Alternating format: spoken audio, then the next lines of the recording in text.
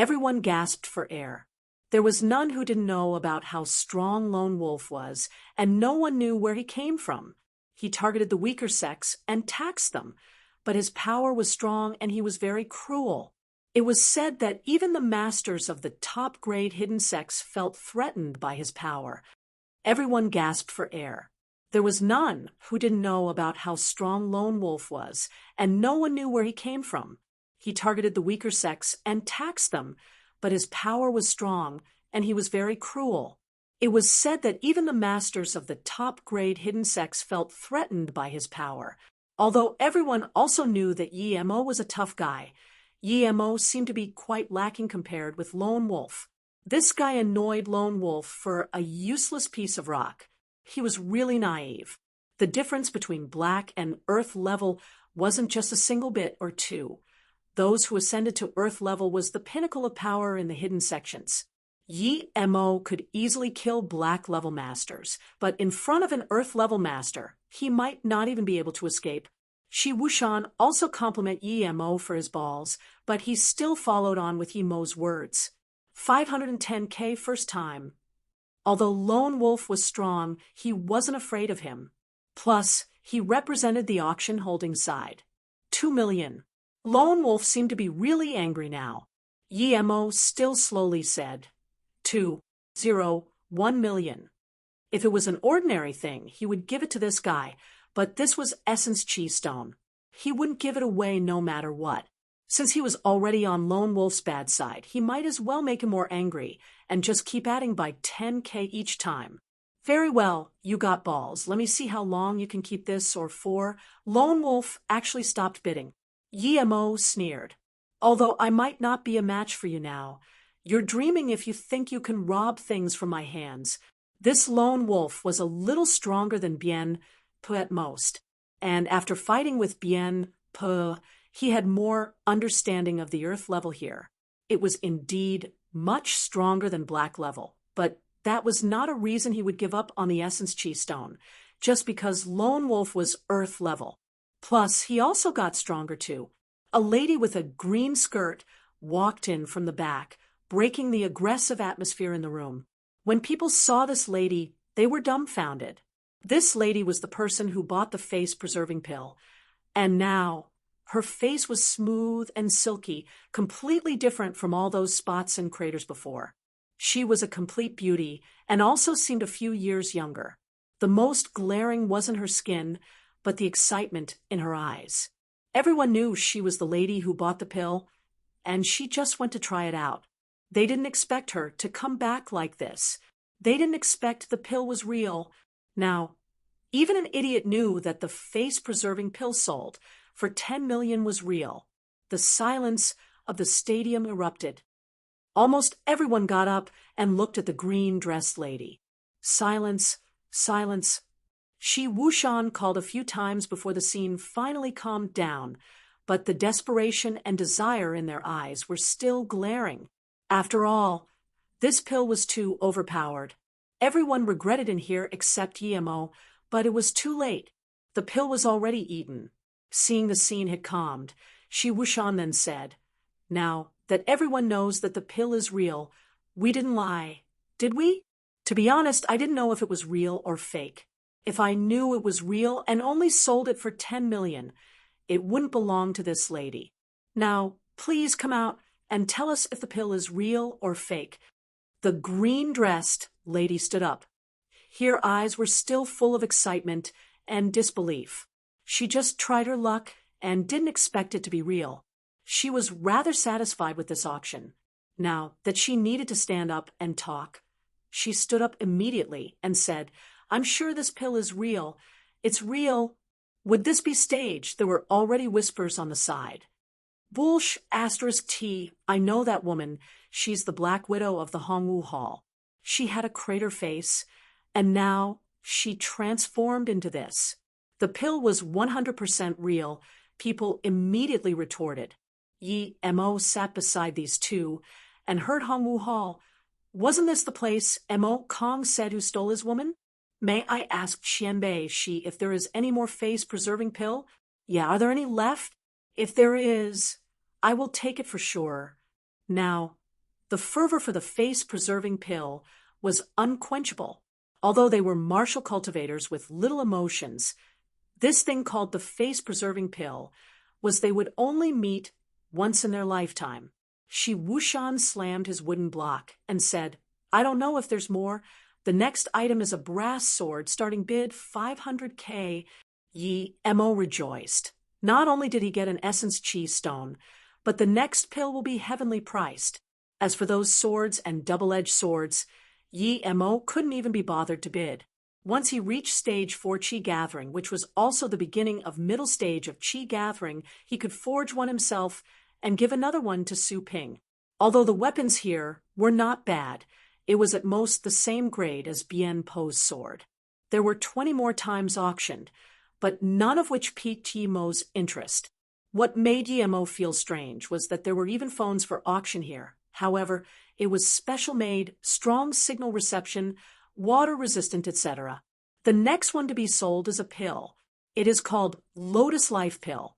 It is said that as long as you have one last breath left, or even if your wrong cultivation method backfires, this can save your life. What I need to tell everyone is that this pill is made from the 1,000-year lotus seed.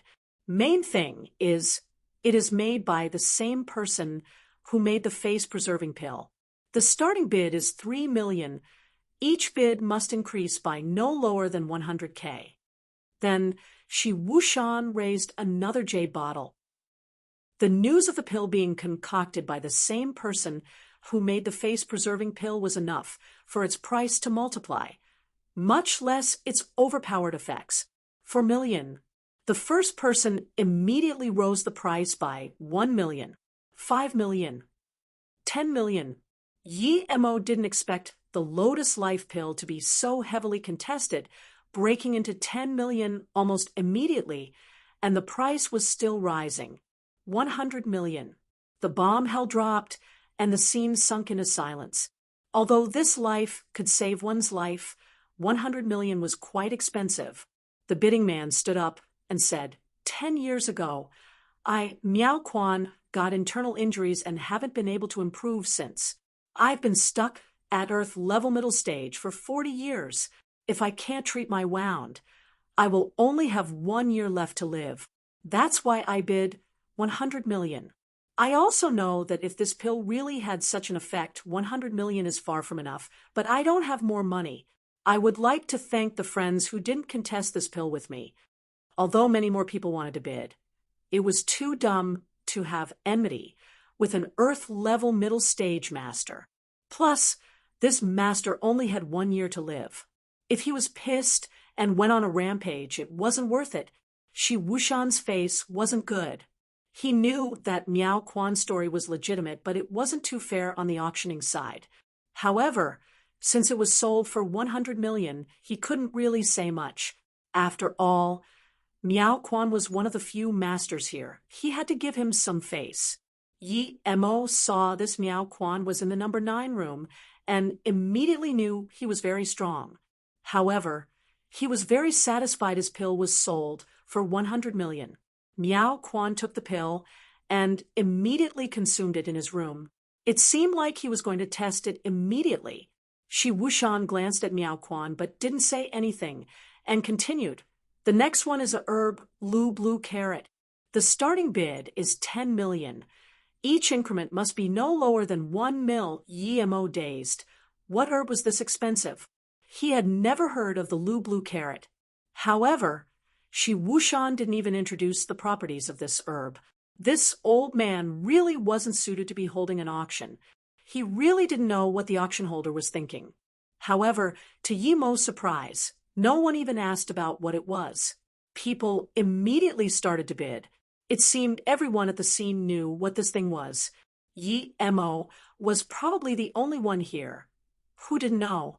He scanned his spirit sense carefully, then his face drastically changed. This wasn't some blue carrot, but instead it was a blue flower, blue-leafed grass. This herb was full of precious things. Even if it wasn't made into a pill, its flower was hugely beneficial to cultivators below stage 5 Qi gathering. Once it matured, Not only could its leaves and branches be used in pills, its flower was also one of the main ingredients to make the Foundation Establishment pill. However, a mature one was very rare. The one here was obviously not mature, but if he kept growing it, who knows? More importantly, the flower and leaf of this herb could provide him with the spirit power to cultivate. It was impossible for him to reach Foundation Establishment through that, but it gave Yi Mo more hope. Yi Mo's eyes shone out with light. He would take it even if he had to rob it. There was such a thing on Earth. However, he only had 100 million or so it was very hard for him to buy this just with that much money. There was still a face-preserving pill not sold. Would he be able to get extra money from it? Thinking about this, Yi Mo finally knew why Shi Wushan didn't introduce the properties of the blue-flowered blue-leafed grass. It was hugely useful to even Dao cultivators, much less ancient martial arts cultivators. Thinking about this, Yi Mo finally knew why Shi Wushan didn't introduce the properties of the blue-flowered blue-leafed grass. It was hugely useful to even Dao cultivators, much less ancient martial arts cultivators. I heard the blue carrot is very useful for ascending to earth level. There are 3 flowers here. I wonder how useful it would be, someone said. Soon, another person said, the last time this appeared, it was more than 50 years ago. I heard there was 5 flowers, but it was eventually bought by an earth-level tertiary stage master, but he still didn't progress. It could be seen that although it's famous, it's just so-so in terms of effects. Yi Mo was very shocked. 5 blue-flowered blue-leafed grass was very near maturity. A fully matured one had 7 flowers. But Yi Mo snorted at their words. There was no way a 5-flowered one couldn't let people progress. These people only knew that it could be eaten straight away, but didn't know how to concoct it into pills, although direct consumption wasn't bad. Its effects were far inferior when made into a pill. If he got his hands on the herb, he could make it into a pill immediately. Its effects were more than 100 times stronger than eating it straight away. These people were too ignorant, but Yi Mo thought ignorance was good. If these people really knew how precious this herb was, they probably wouldn't be selling it. 20 million. People already started bidding. 30 million. 50 mil. The price skyrocketed. Although they didn't know the herb could be made into a pill that could allow someone to break through earth level or a higher level, the flower could still allow a black level to break through into earth level, and perhaps even let an earth level get a little stronger. This was enough for everyone to bid on it. When Yi Mo had reacted, the price has skyrocketed to 200 million. This was completely over his bottom line. His assets combined was only 100 million. 300 million, one old man just added 100 million. Yi Mo thought all the wealthy people were here indeed. 500 million. The price rose again, but by 200 million this time. Till now, Yi Mo finally realized how rich people could be. His Lotus Life pill only sold for 100 million, but this auction was only halfway. The most precious item hasn't even come out yet, and an item's price had already risen to 500 million. Yi Mo didn't know where these people got their money from, but he knew this was far from their bottom line. The price paused for a little at 500 million. Yi Mo was calculating his assets. He had 100 million now, and later on that Lotus Life pill should sell for at least 200 million. This already amounted to 300 million, and he still had 5. So even if it was sold for 100 million each, that would be 500 million, 800 million. Yi Mo calculated and bidded. 800 first time. Shi Wushan knew the herb was very precious. 800 million was not a low price, but this was far from the final price. Humph! A sneer sounded. Yi Mo immediately knew this was directed to him. This person was so strong, but he really didn't want to give up like this.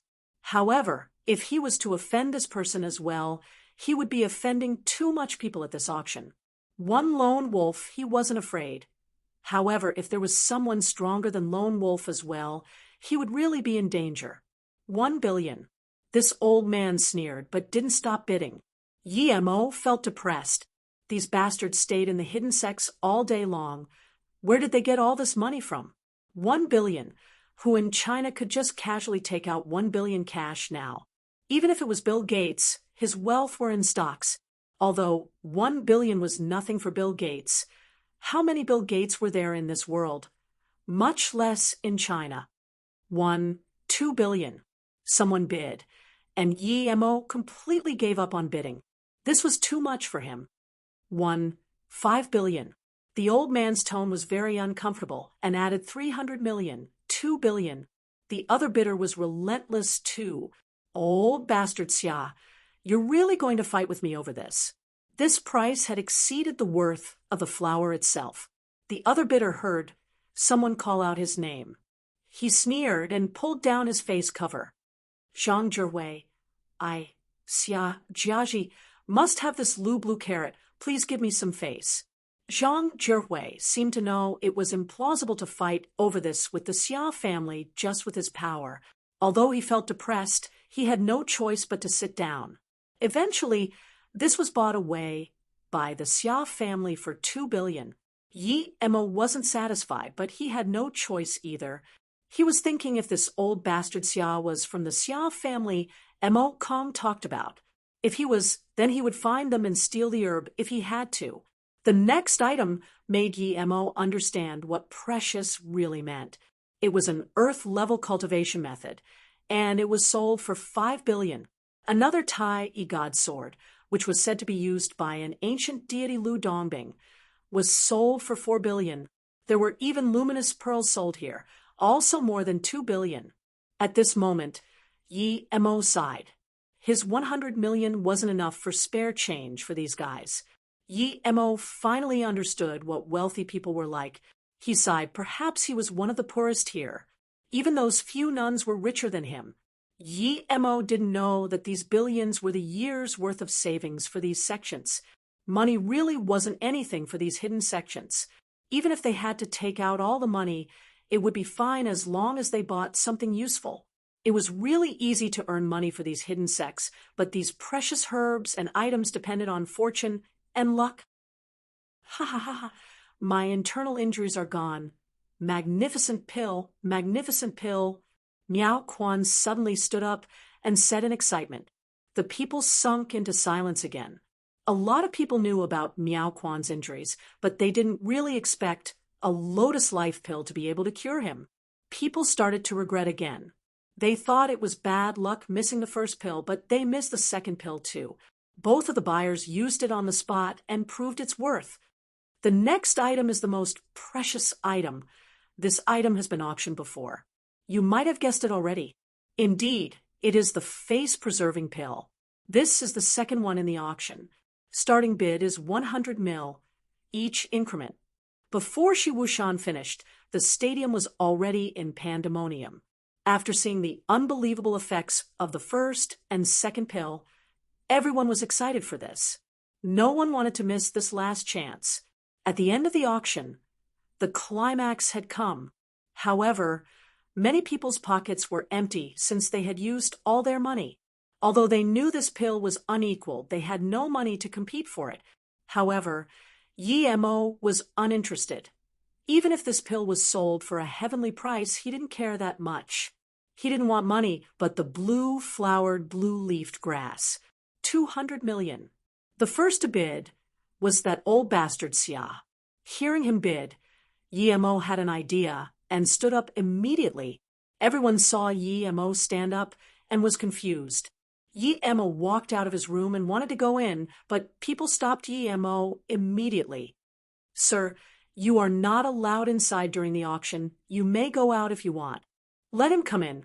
Yi Mo wanted to say he wanted to find the goatee old man, but goatee old man saw him and let him come in. When Yi Mo walked in, the goatee tipped some tea for Yi Mo with a face full of smile and said very politely, Mr. Mo, please have some tea. Yi Mo knew why goatee was so polite to him. He probably was interested in his pills. The goatee wasn't in a rush, but Yi Mo was. He didn't have time to waste with him and said straightforwardly, Mr. Huang, I want to auction my face-preserving pill myself. Tell me your conditions. Yi Mo thought, at most, he would take out another pill. However, the goatee calmly said, Mr. Mo came for the blue carrot? Yi Mo knew this goatee must have been observing him this whole time, so Yi Mo was straightforward. Indeed, I came for it. Tell me if that's possible. I still have large amounts of pill we can deal. If you don't allow it, never mind. The goatee laughed. Sure, we should agree, just from what Mr. Mo said. This is not just a once-a-time auction, so if Mr. Mo has more pills, I think... The goatee laughed. Sure, we should agree, just from what Mr. Mo said. This is not just a once-a-time auction, so if Mr. Mo has more pills, I think... There's no problem with collaboration. If you need pills, I can provide it all. Yi Mo was impatient. If they kept talking, the auction would be over. Great. It's wonderful talking with Mr. Mo. I agree. After the auction, you can come check out all together. Then, we can discuss further collaboration. The goatee saw Yi Mo's impatience and said immediately, Yi Mo sneered, discuss my ass. After the auction, he would play missing immediately. He still had 100 million in the auction holder's hands, but he wouldn't be dumb enough to take that 100 million. If he got the blue-flowered, blue-leafed grass, he would immediately escape. He could tell that this goatee wasn't a good person. 1 billion, the price had skyrocketed. Shi Wuxian suddenly said, calm down, everyone. Due to the owner of the pill's request, he wished to be in this auction himself. Now we will hand it over to the owner of the pill. The scene calmed down, but was soon boisterous again. Although there had never been such a rule, no one wanted to offend the owner of the face-preserving pill. If he could take out 2 face-preserving pills, who knew if he could take out more? Plus, if they annoyed the owner, then the owner just wouldn't sell it to them. Then what can they do? Although Yi Mo really wanted the blue-flowered, blue-leafed grass, he didn't dare to be too confident. He wore black clothes and pants, covering himself tightly, and even wore shades. He was afraid people would recognize him. If they did, he would be a goner.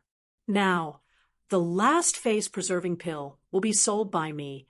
The current price is 1 billion. Is there any higher price?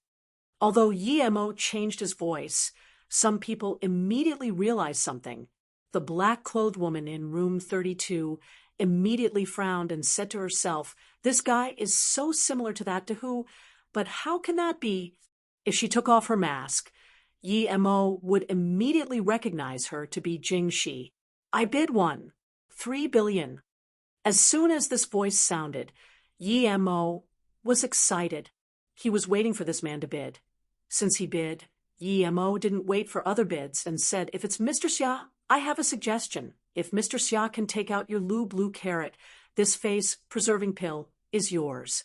The reason I came to do the auction myself is because I'm interested in your blue carrot, Mr. Xia.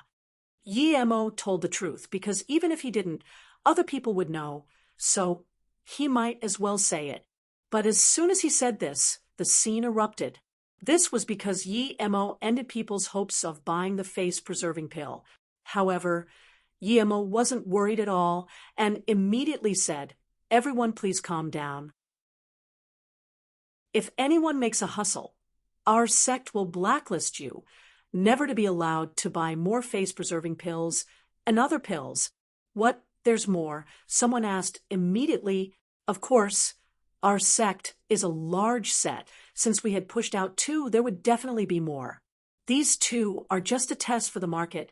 Yi Mo blatantly lied.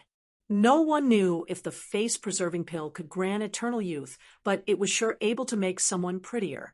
Just due to this, it was worth that much. When's the next time? People could wait and asked.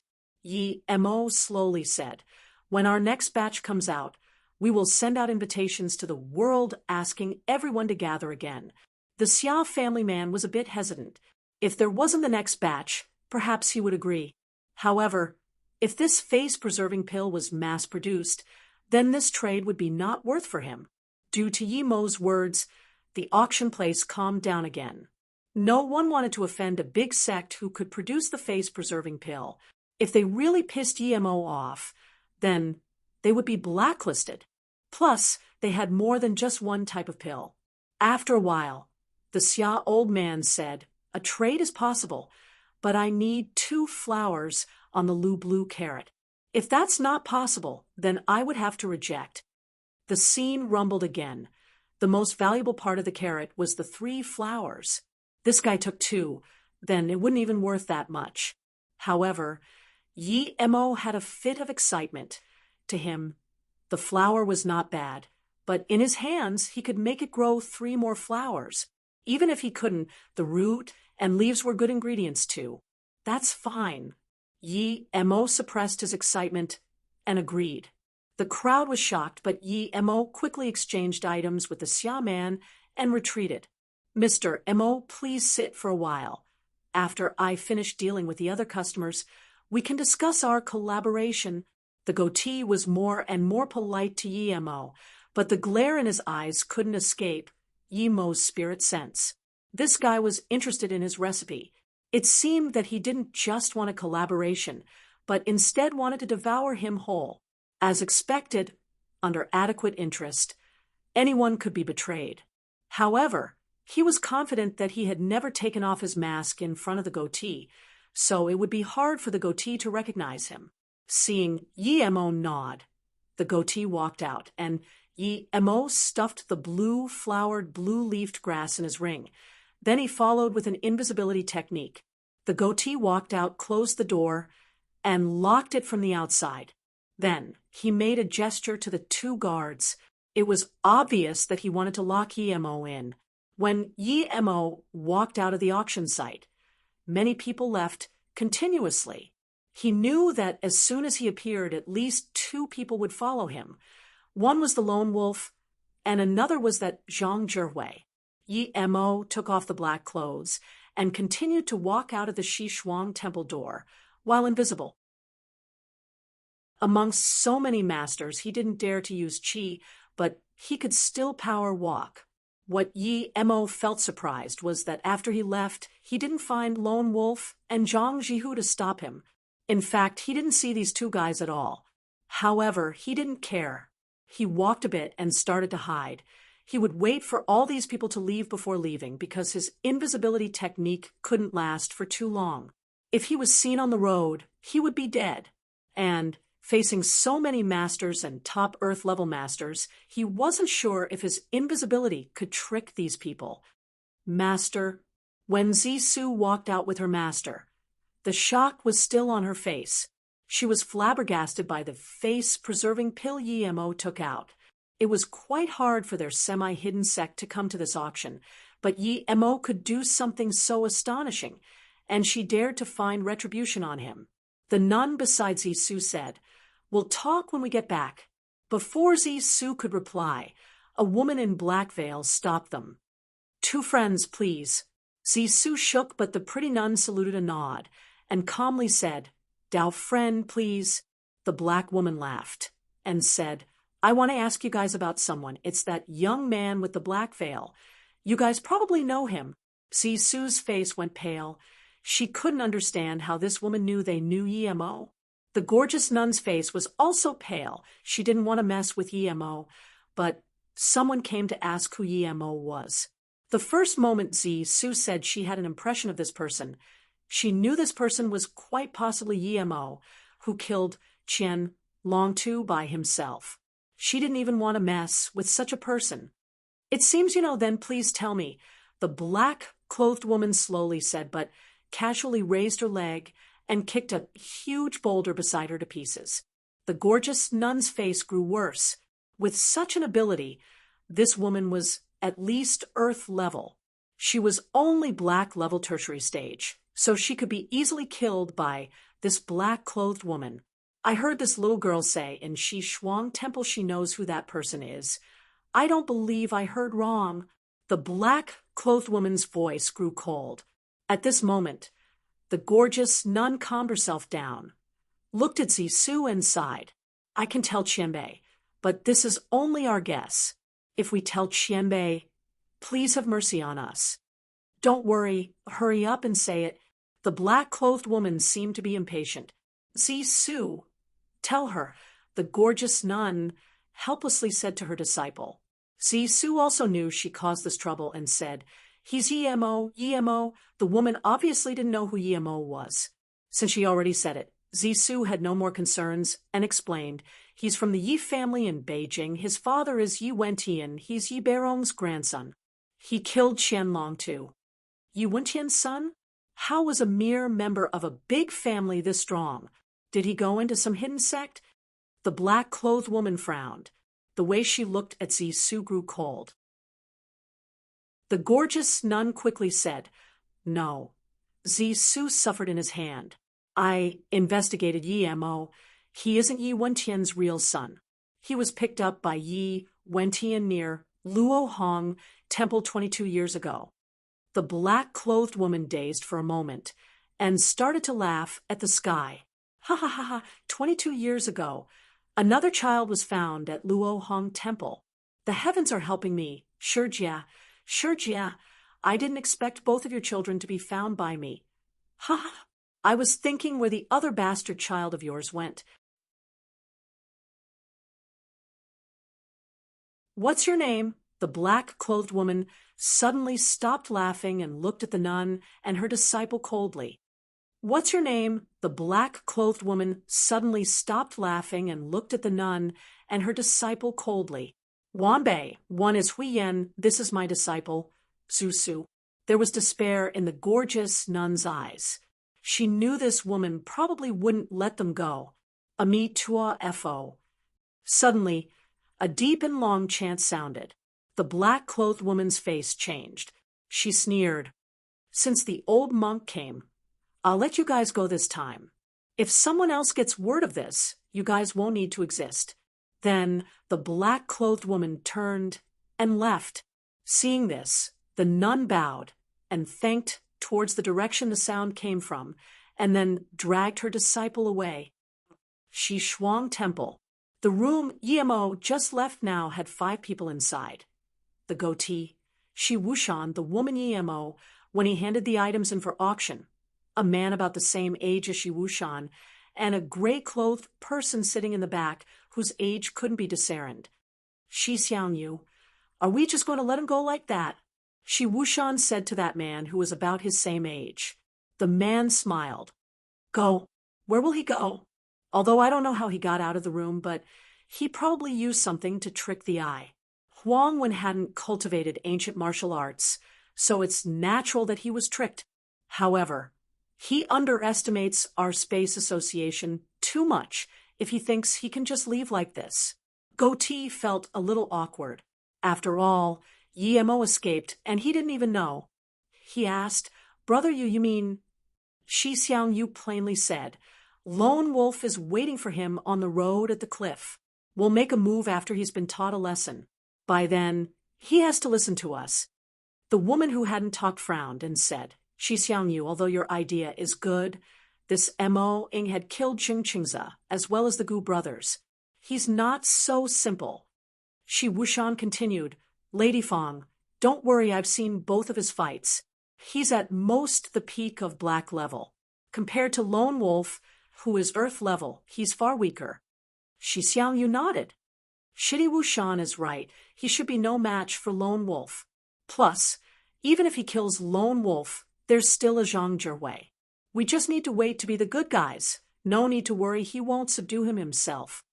In that case, why don't we just capture him? This would save so much trouble.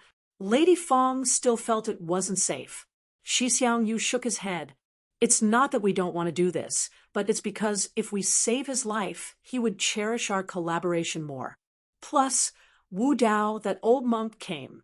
If we do things overboard, he would definitely intervene. Ami tua fo.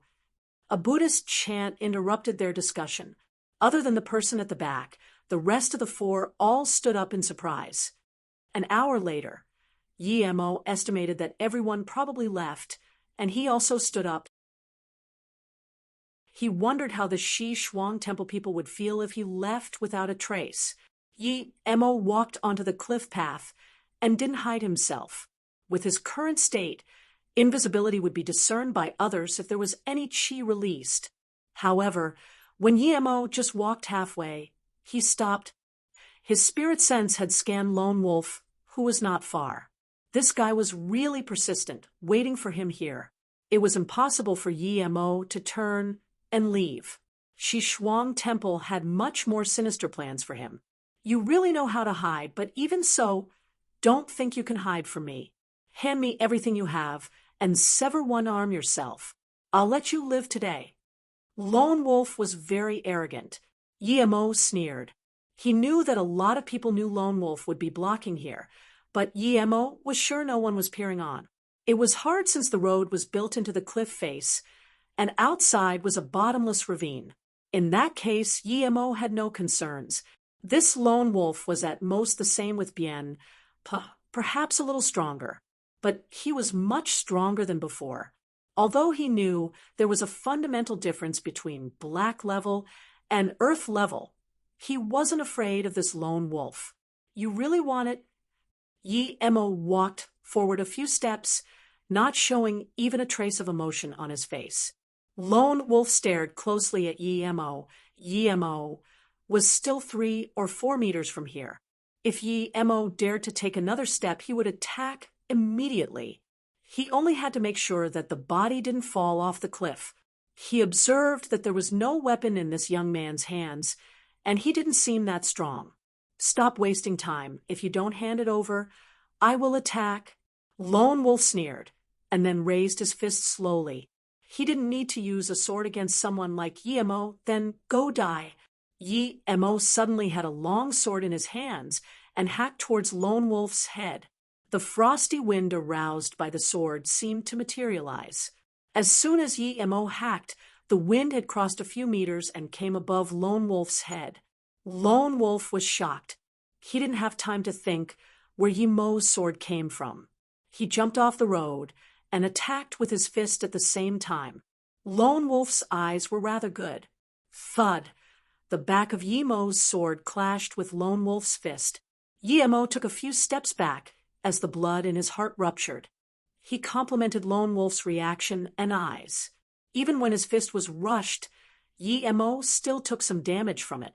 If they were fighting on flat surface, he would have no advantage at all. However, this sudden sword attack still made a large wound on Lone Wolf's chest. However, it wasn't any real injury to Lone Wolf. The only advantage Yemo created was forcing Lone Wolf off the cliff road. At this moment, Lone Wolf flipped in the air and wanted to come back onto the road. Yemo's main purpose was to force Lone Wolf off the road. If Lone Wolf came back, he would lose all the advantage he had. Perhaps he would really have to jump off to escape. Since he achieved his goal, he wasn't going to let Lone Wolf come back. At this moment, Yemo knew his difference with the Earth level was really huge. Before reaching stage 4, he wouldn't be able to fight them properly at all. Bastard, you want to die? Lone Wolf was inexplicably angry. He was ambushed by an insect he could kill at any time. He flipped in the air and was about to land back on the road. However, Yemo didn't hold back at all. He sliced multiple wind blades at Lone Wolf. It was as though Lone Wolf was coming back for him to kill. Yemo used this move against Bien Pe and felt it was quite handy against martial art cultivators stronger than him. Just when Lone Wolf was about to land, he felt a frosty wind come at his face.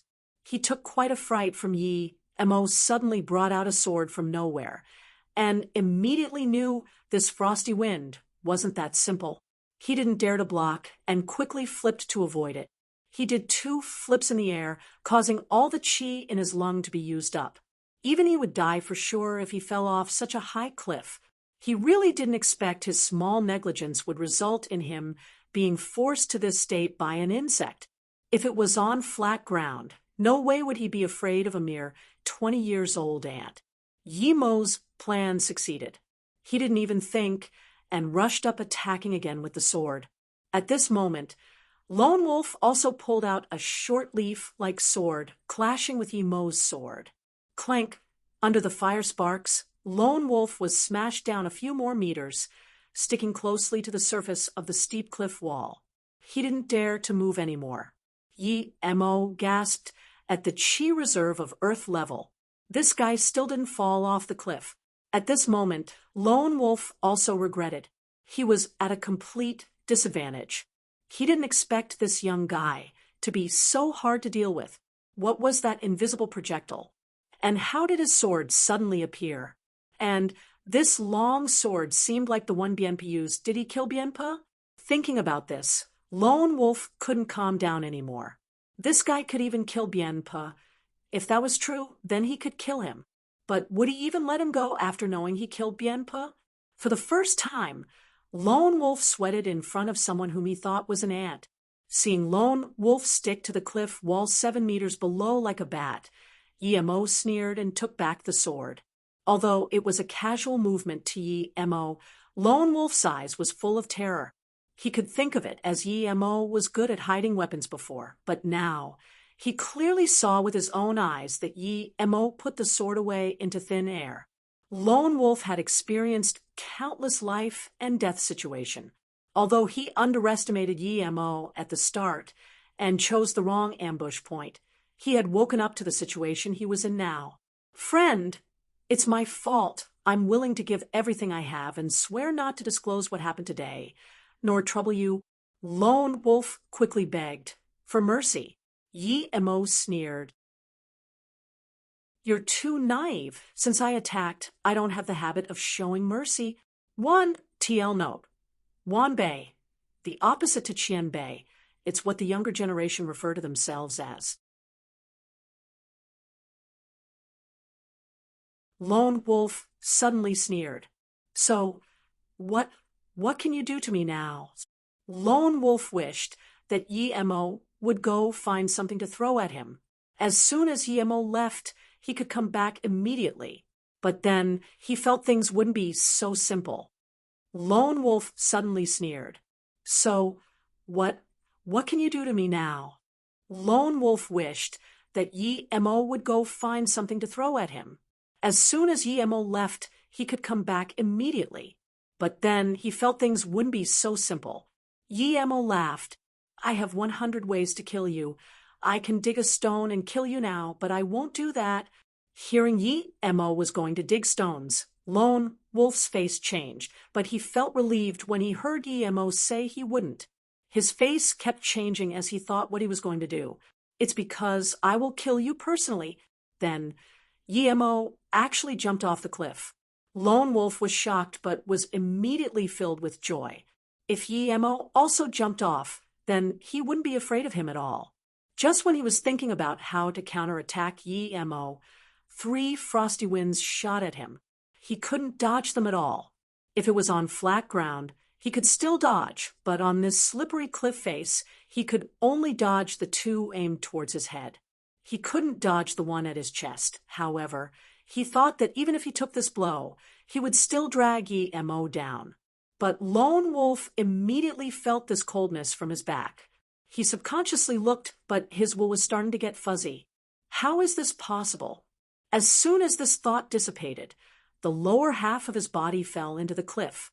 At this moment, Yi Mo grabbed onto Lone Wolf's sword and used wind controlling technique to come back to the road. Lone Wolf was nowhere to be seen anymore.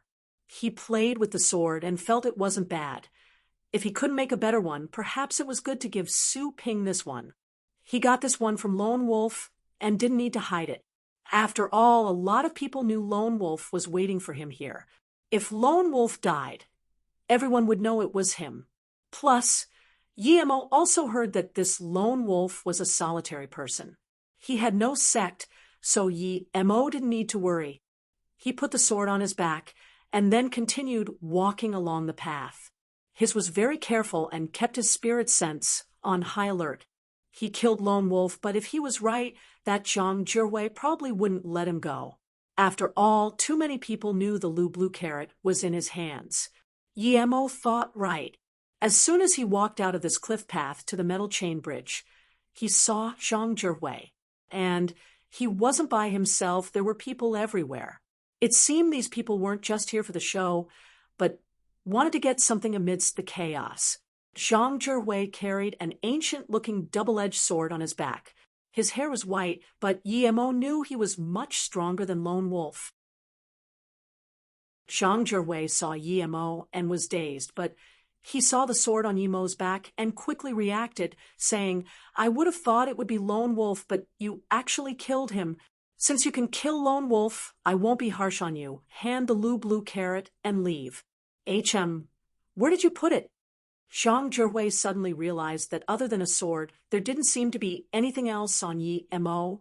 Yimo scanned around, and then looked coldly at Zhang Zhihui before plainly saying, "You are Zhang Zhihui?"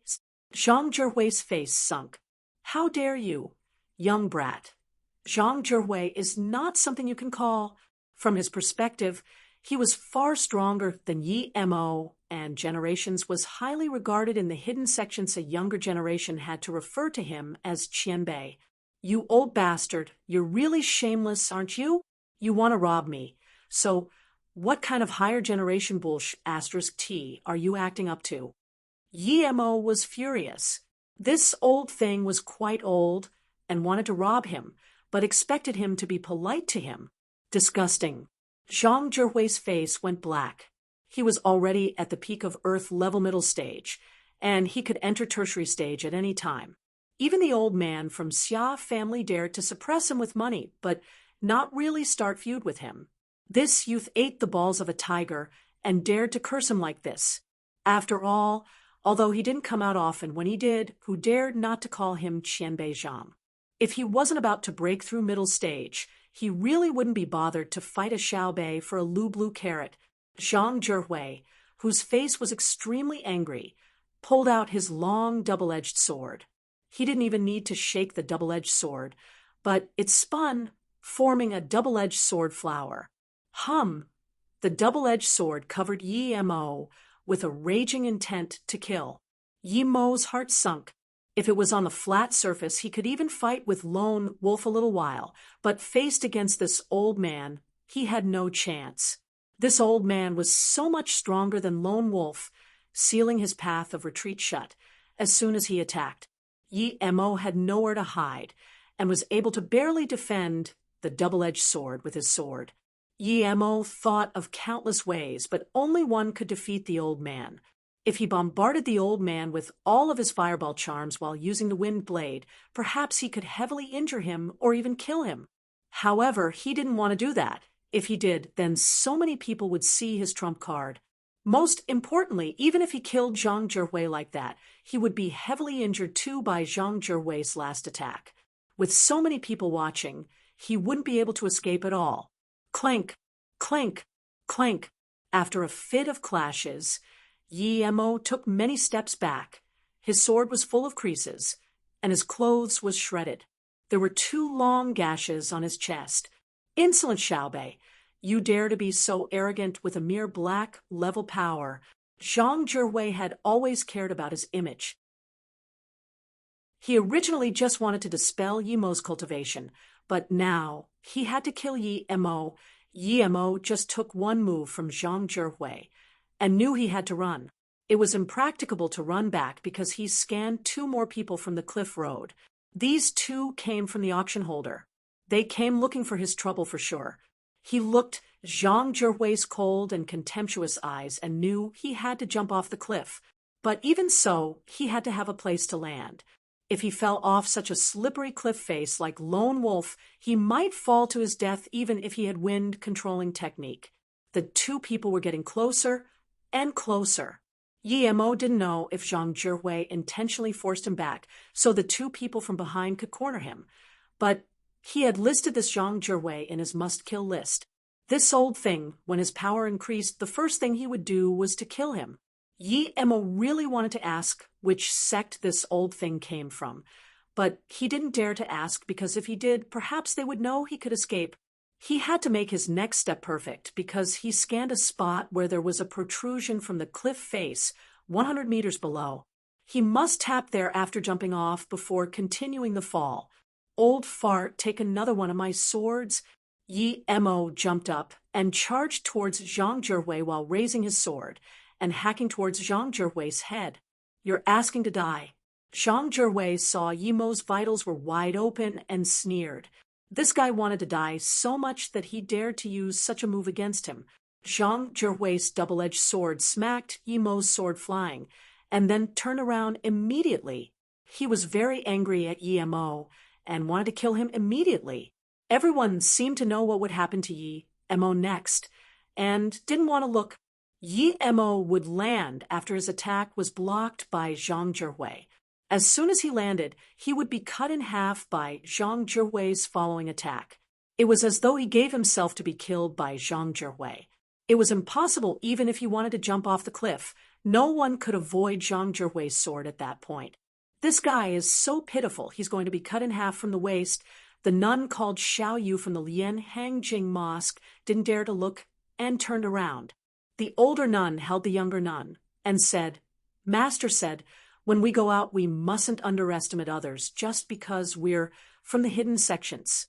The reason that young man is at where he is now is because he was too arrogant.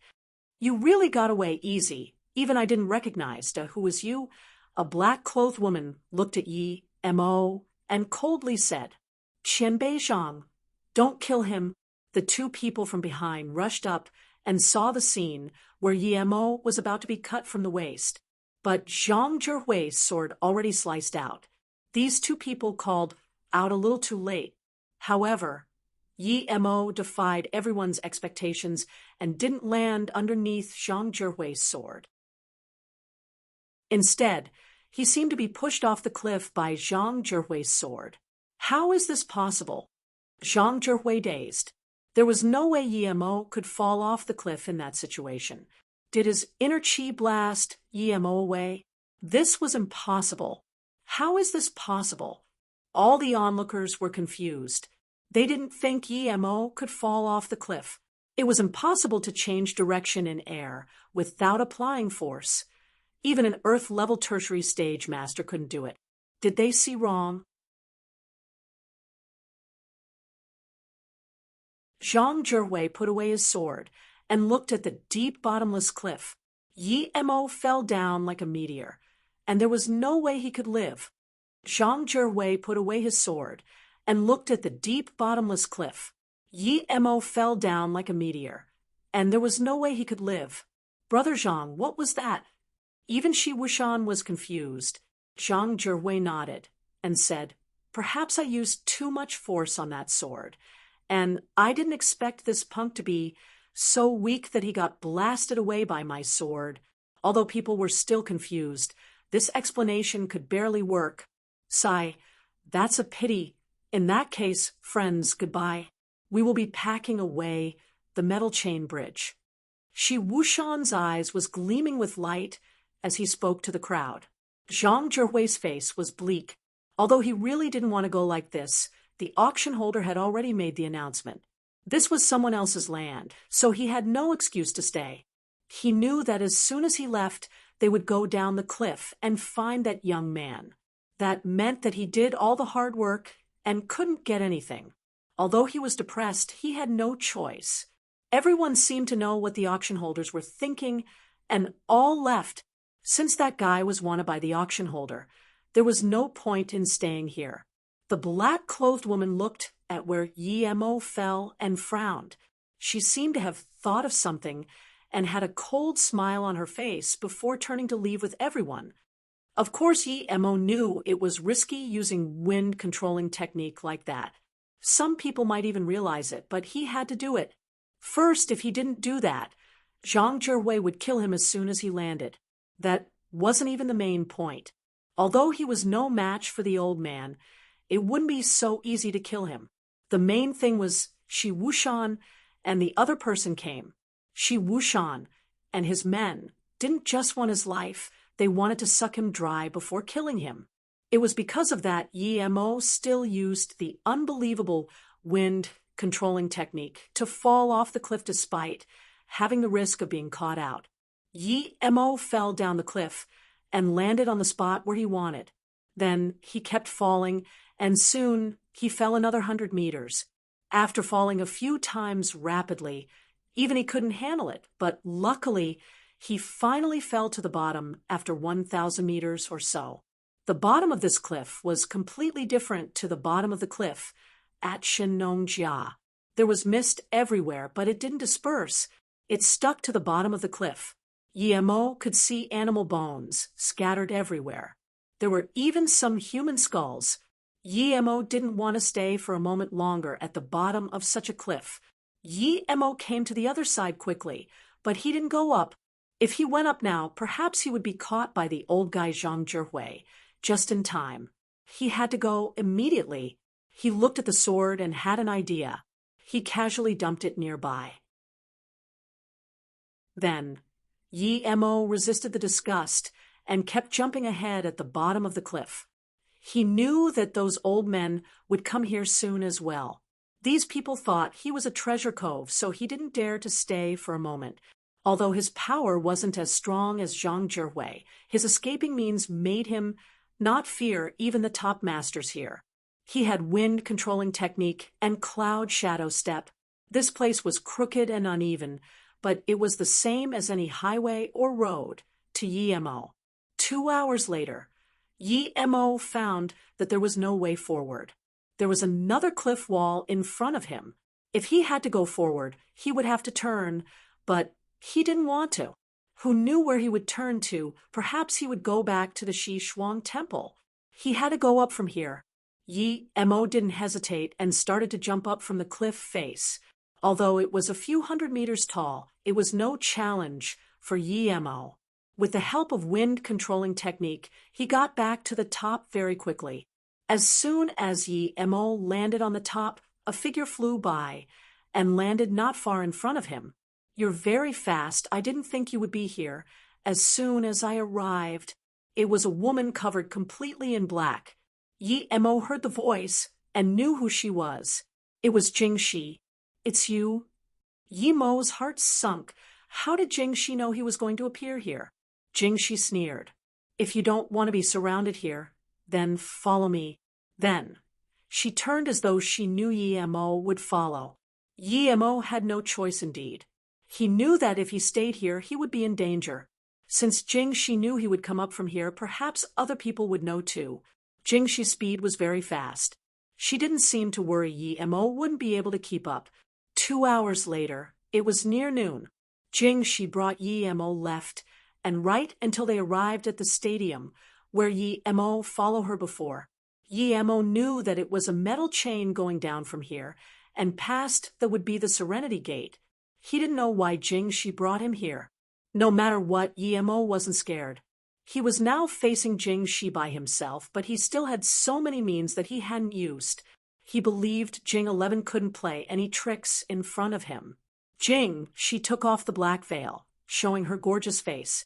She seemed to smile at Yemo and said, "Brother Dahu, you really appear and disappear out of nowhere." Yemo knew he was recognized, and also pulled off his face cover as he blandly said, "I don't dare to be called brother. Don't make me regurgitate the food I ate yesterday." He didn't care at this moment anymore.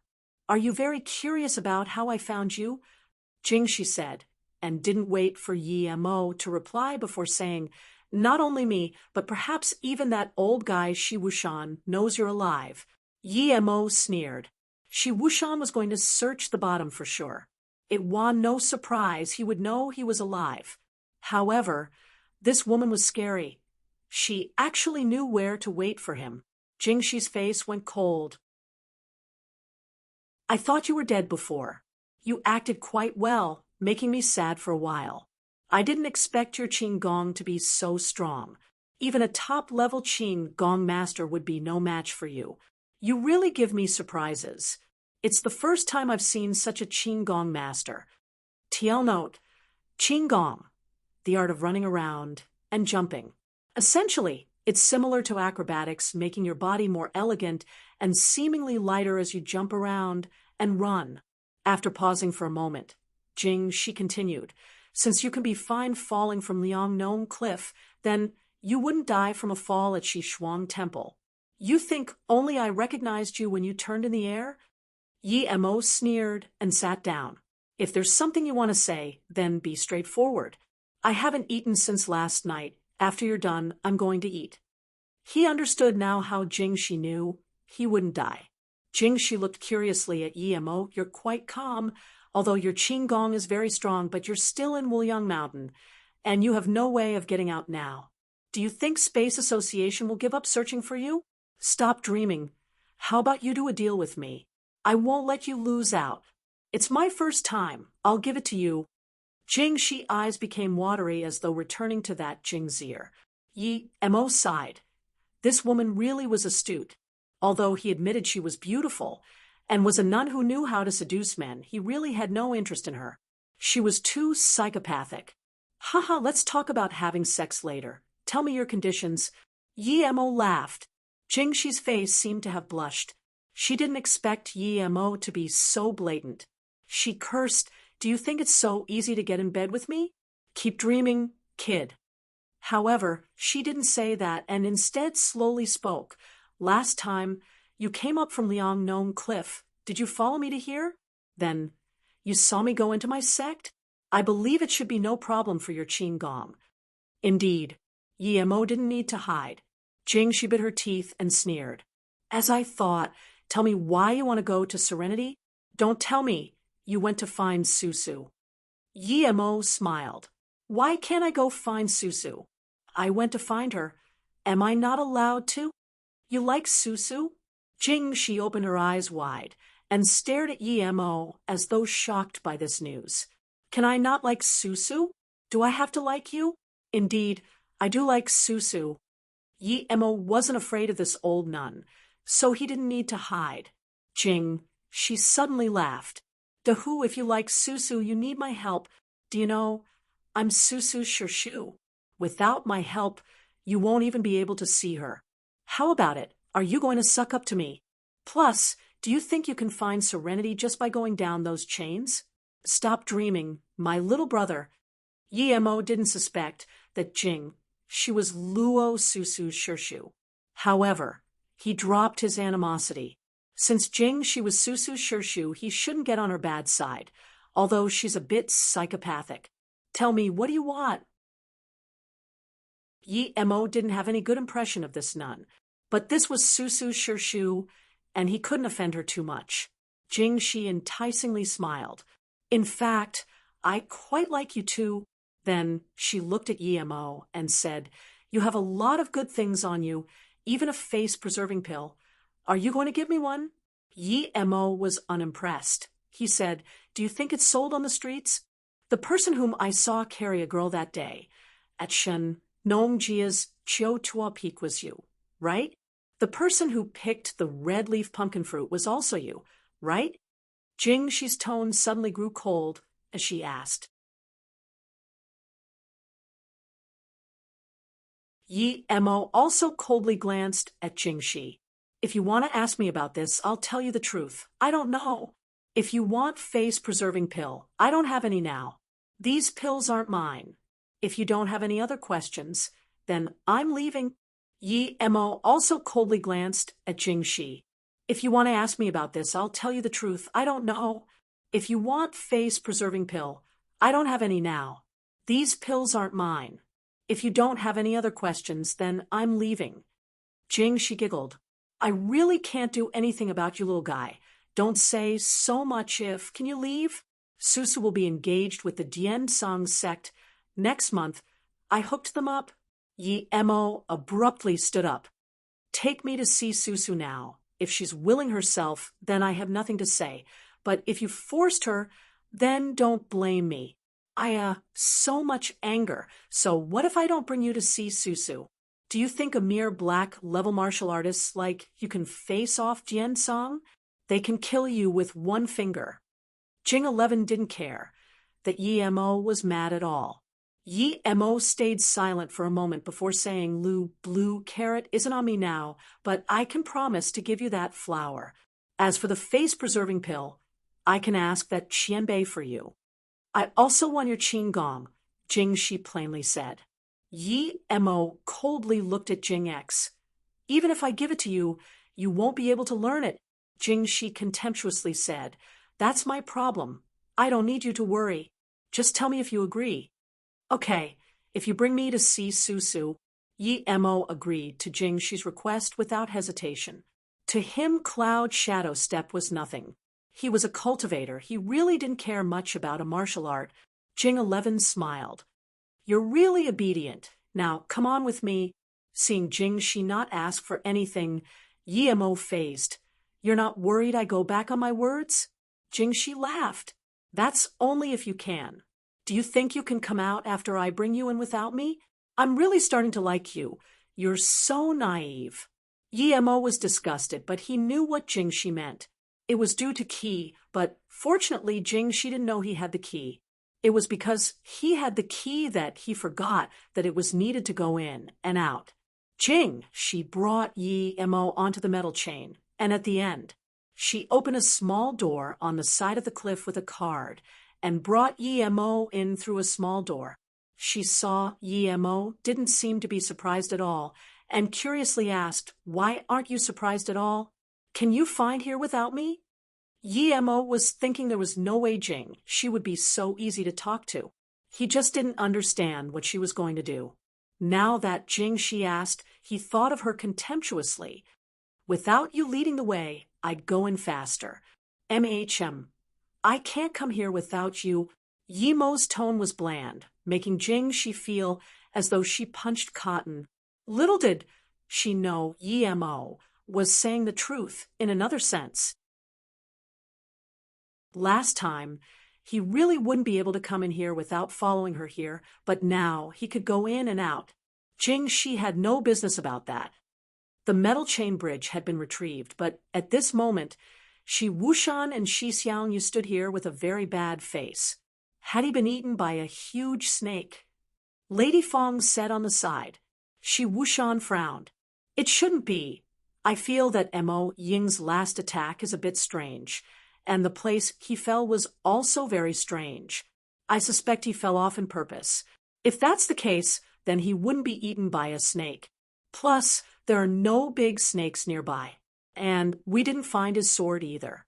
The only thing is that no one would be able to survive if they fell off here, much less a mere black-level martial artist. We have found the sword. Elder Shi. At this moment, a man in his 30s came up the soft stairs.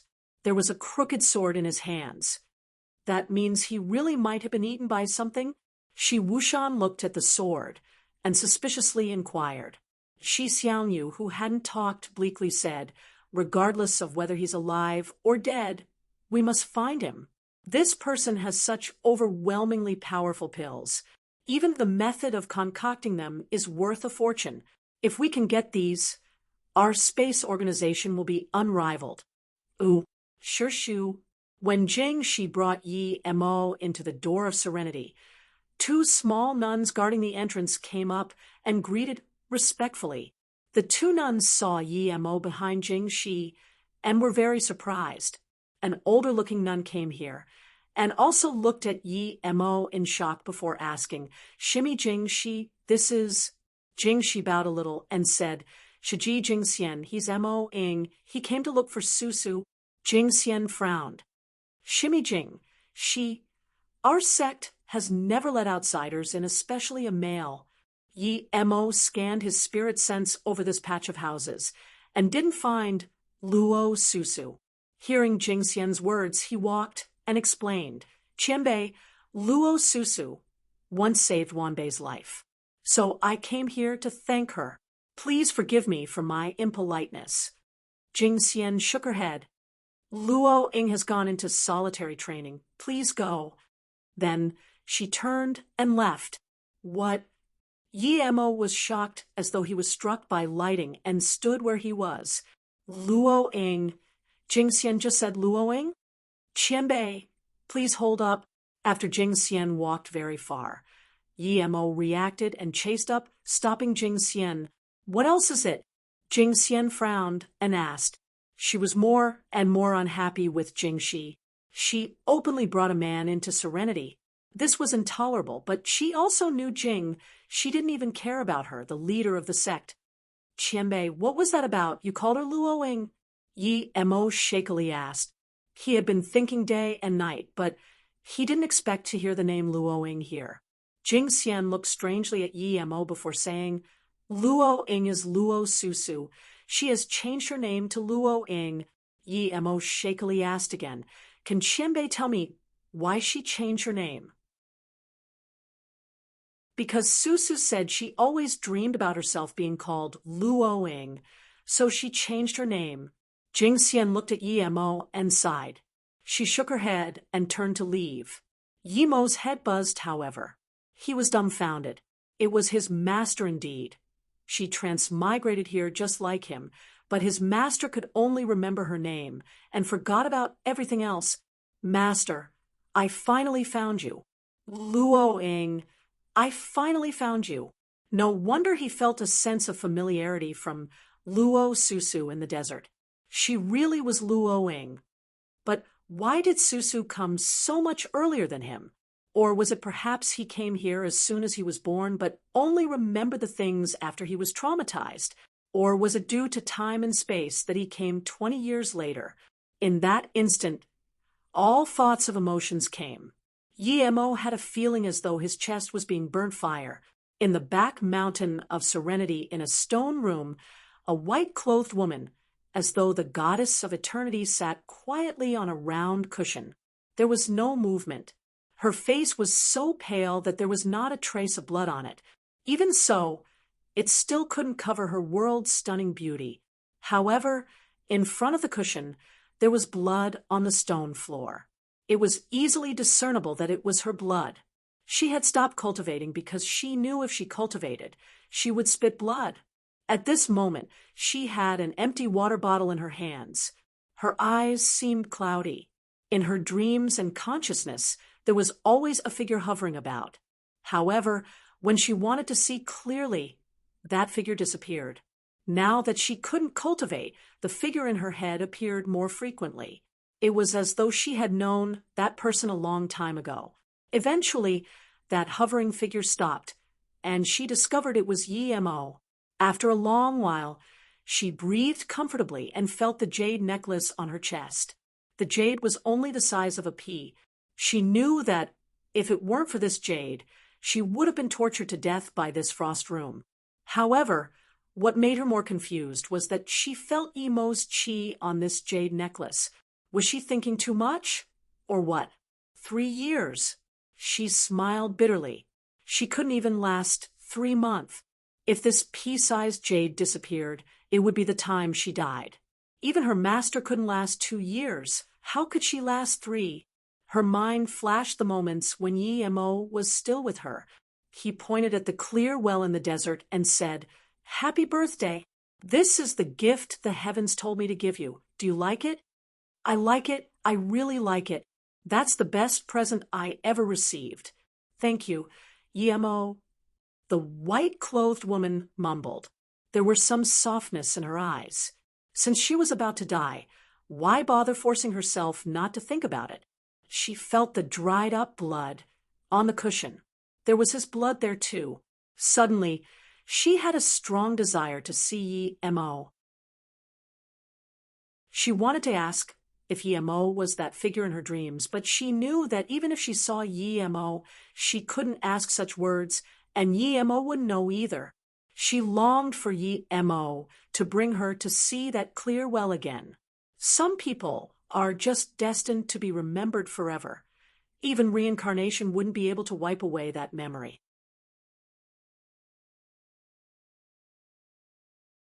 Susu. The door to the stone room was opened, and Jingxi walked in. Susu. The door to the stone room was opened, and Jingxi walked in. Luo Ying slowly looked up, confused. Her food and water was sent here once a week, and the one to send it shouldn't be Jing. She Shu herself. Why did she come today? Luo Ying knew Jing Shu didn't like her. Seeing Luo Ying just look at her once and had no reaction, Jingxi smiled and said, Do you know who came to see you today? He says he's called Yi Mo, and he says he likes you a lot. But Luo Ying's eyes shook and suddenly stood up, but she wobbled before looking at Jingxi and shakily asked, Him, how could he be here? What happened to him? Jingxi's face suddenly went cold. Didn't you say you're not lusting the mortal world? No wonder you kept rejecting when Dian Song's Bien Chao came to propose. It's because you have a man, you're quite bold. Luo Ing wobbled, but she bit her lips and didn't say anything. She was only thinking about that figure.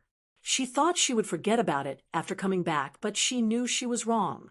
Not only was that figure becoming clearer and clearer, it even kept appearing in the depth of her dreams and memory.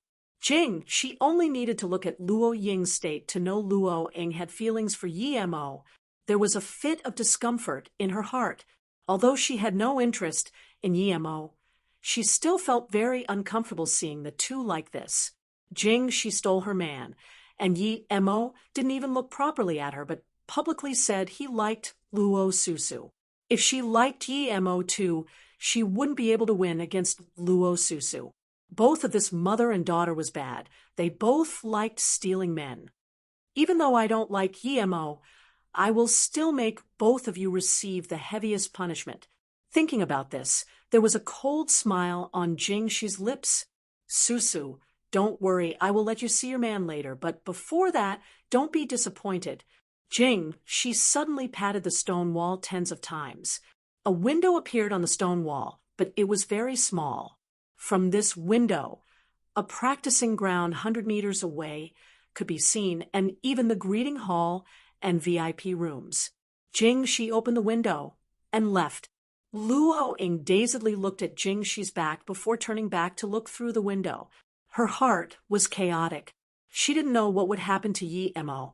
If Shi Shu got angry, Yi Mo wouldn't be able to leave for sure. Yi Mo was shocked into a state of chaos by Luo Ying's news. When he woke up, he just saw a small, fresh-looking nun standing in front of him. The nun saw that Yi Mo woke up and quickly said, "Xiong, the leader told me to send you away from Serenity." Before she finished, Yi Mo immediately interrupted her. "Tell your leader, I will take Luo Ing away today. No one can stop me." At this moment, there was only Luo Ing in his heart. Even if he destroyed Serenity, he would still take away Luo Ing. No one can stop his determination. Bien Chao, a mere hidden sect person, dared to think about his master. He truly didn't want to live anymore. In the eyes of a Dao cultivator, no matter how strong Dian Song was, he wouldn't think much of it. Luo Ing, as long as he still had one breath left, no one can touch her. Xiong, this pretty nun, saw Yi Mo was being unreasonable and called out again with difficulty. "Go back. Let me handle this." She arrived in time. Her words made the small, pretty nun feel relieved. She bowed and said, "Yes, Shu." Yi Mo looked coldly at Shi. "Take me to see Luo Ing. I agree to all of your conditions." Shi expressionlessly said, "Come with me first." Shi brought Yi Mo into the last room in the patch of houses, and then closed the door. She sighed and turned around slowly while walking away. Yi Mo saw Shi close the door and noticed a burning incense in the room. The smell was a bit strange. He frowned and wanted to say something, but she took off her outer layer of clothes, revealing her snow-white skin and underclothes. The red band around her stomach and chest was exceedingly vibrant. Shi, after taking off part of her clothes, seemed sexier in the room with the aroma of the incense. Yi Mo couldn't understand what this nun was trying to do, but as soon as he thought of the nun's intentions and words, he wasn't aroused the slightest bit. "You bad boy." She actually went up and hugged Yi Mo. Yi Mo's head buzzed. The body of a voluptuous woman enveloped him. Not to mention this woman was a nun, a very pretty and holy-looking one at that. He clearly didn't have any feelings for this woman, but there was a desire rising from the bottom of his heart. Feeling Yi Mo's change, she stuck more closely to Yi Mo. She originally just wanted to put up an act for Luo Ing to see, but the man she liked was just like that, unable to resist her temptations. She wanted to make Luo Ing disappointed, despaired, hurt, and then mock her in front of her. However, she didn't really intend to let Yi Mo cross the line. She had her ego But when she hugged Emo, the manliness smell of Emo, as well as the aphrodisiac incense she lit, made her feel wet. She overestimated herself or underestimated that incense. She could no longer resist the lust she had hidden for 40 years. She really wanted now, very desperately. Jing 11 breathed heavily. Her eyes were cloudy, and she couldn't resist to stretch out her tongue to find Yemo's lips. Her hands were reaching towards Yemo's chest while murmuring, "Yemo, hurry up and have me, I want." Yemo, who was burnt by lust and even pulled down Jingxi's bra, suddenly had a fright. This woman knew he was called Yemo, meaning she knew who he was, but she pretended she didn't know. Then he looked at that incense and immediately knew it was an aphrodisiac incense. What did this woman want to do?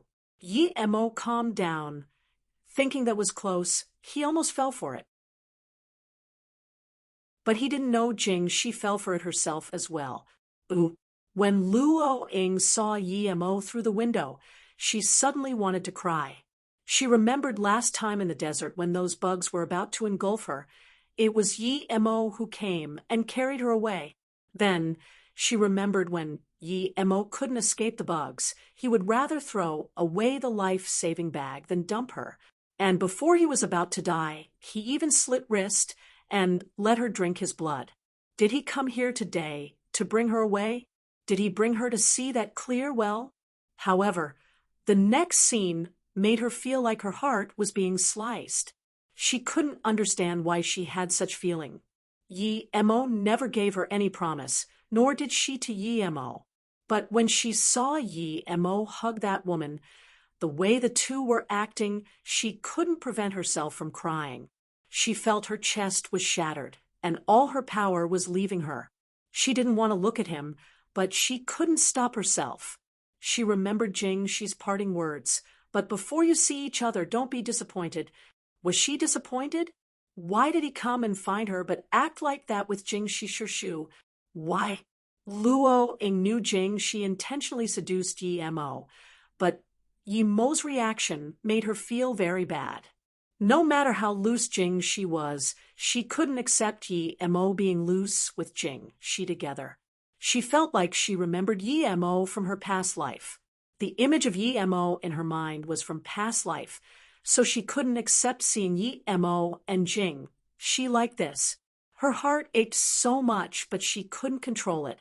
She slowly turned around and finally wasn't able to control it as more tears fell down, sliding past her lips, bringing the blood from her lips down onto the cold stone floor.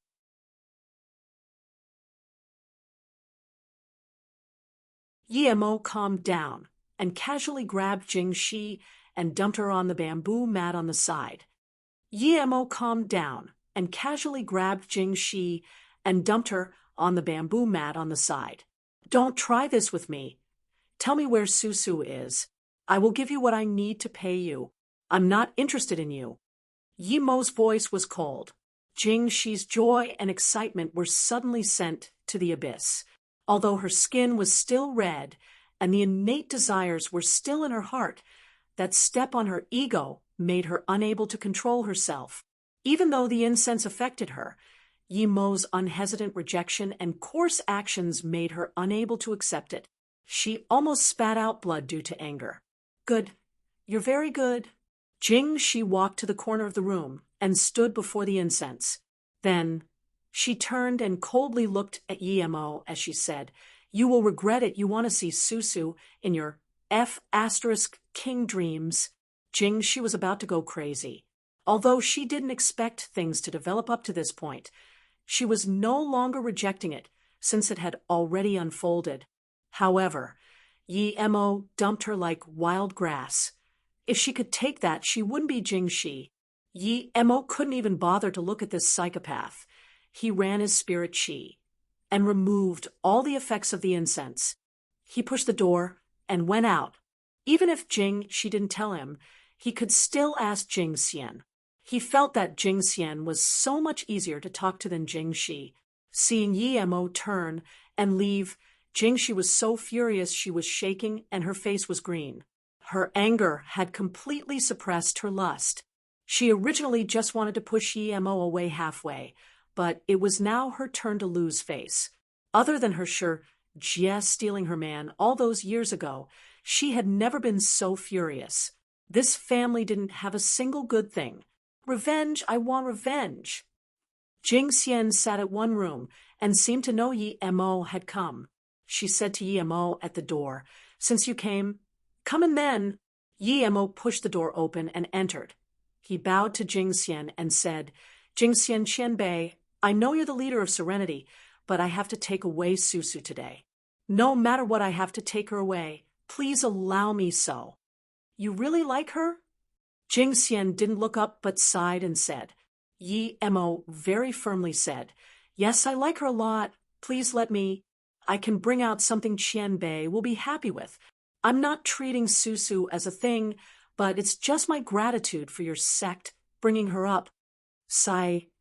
After a long silence, Jing Xian sighed again and continued, "Luo Ying, Susu this child. You were able to pull out from that situation. It could be seen you're no ordinary person. In that case, I will make the decision. Hold up." Suddenly, a voice broke Jing Xian's words. Jing Shi had dressed up now, and there were 3 middle-aged nuns behind her. Emo glanced at these few people. These 4 nuns were actually all Earth level. Other than Jing Xian, Serenity had so much power. However, since Jing Xian knew Jing, she was a bad egg and tried to seduce him. Why didn't she do anything about it? Was she just a puppet leader? Jing Shi sure may. What else do you want to say?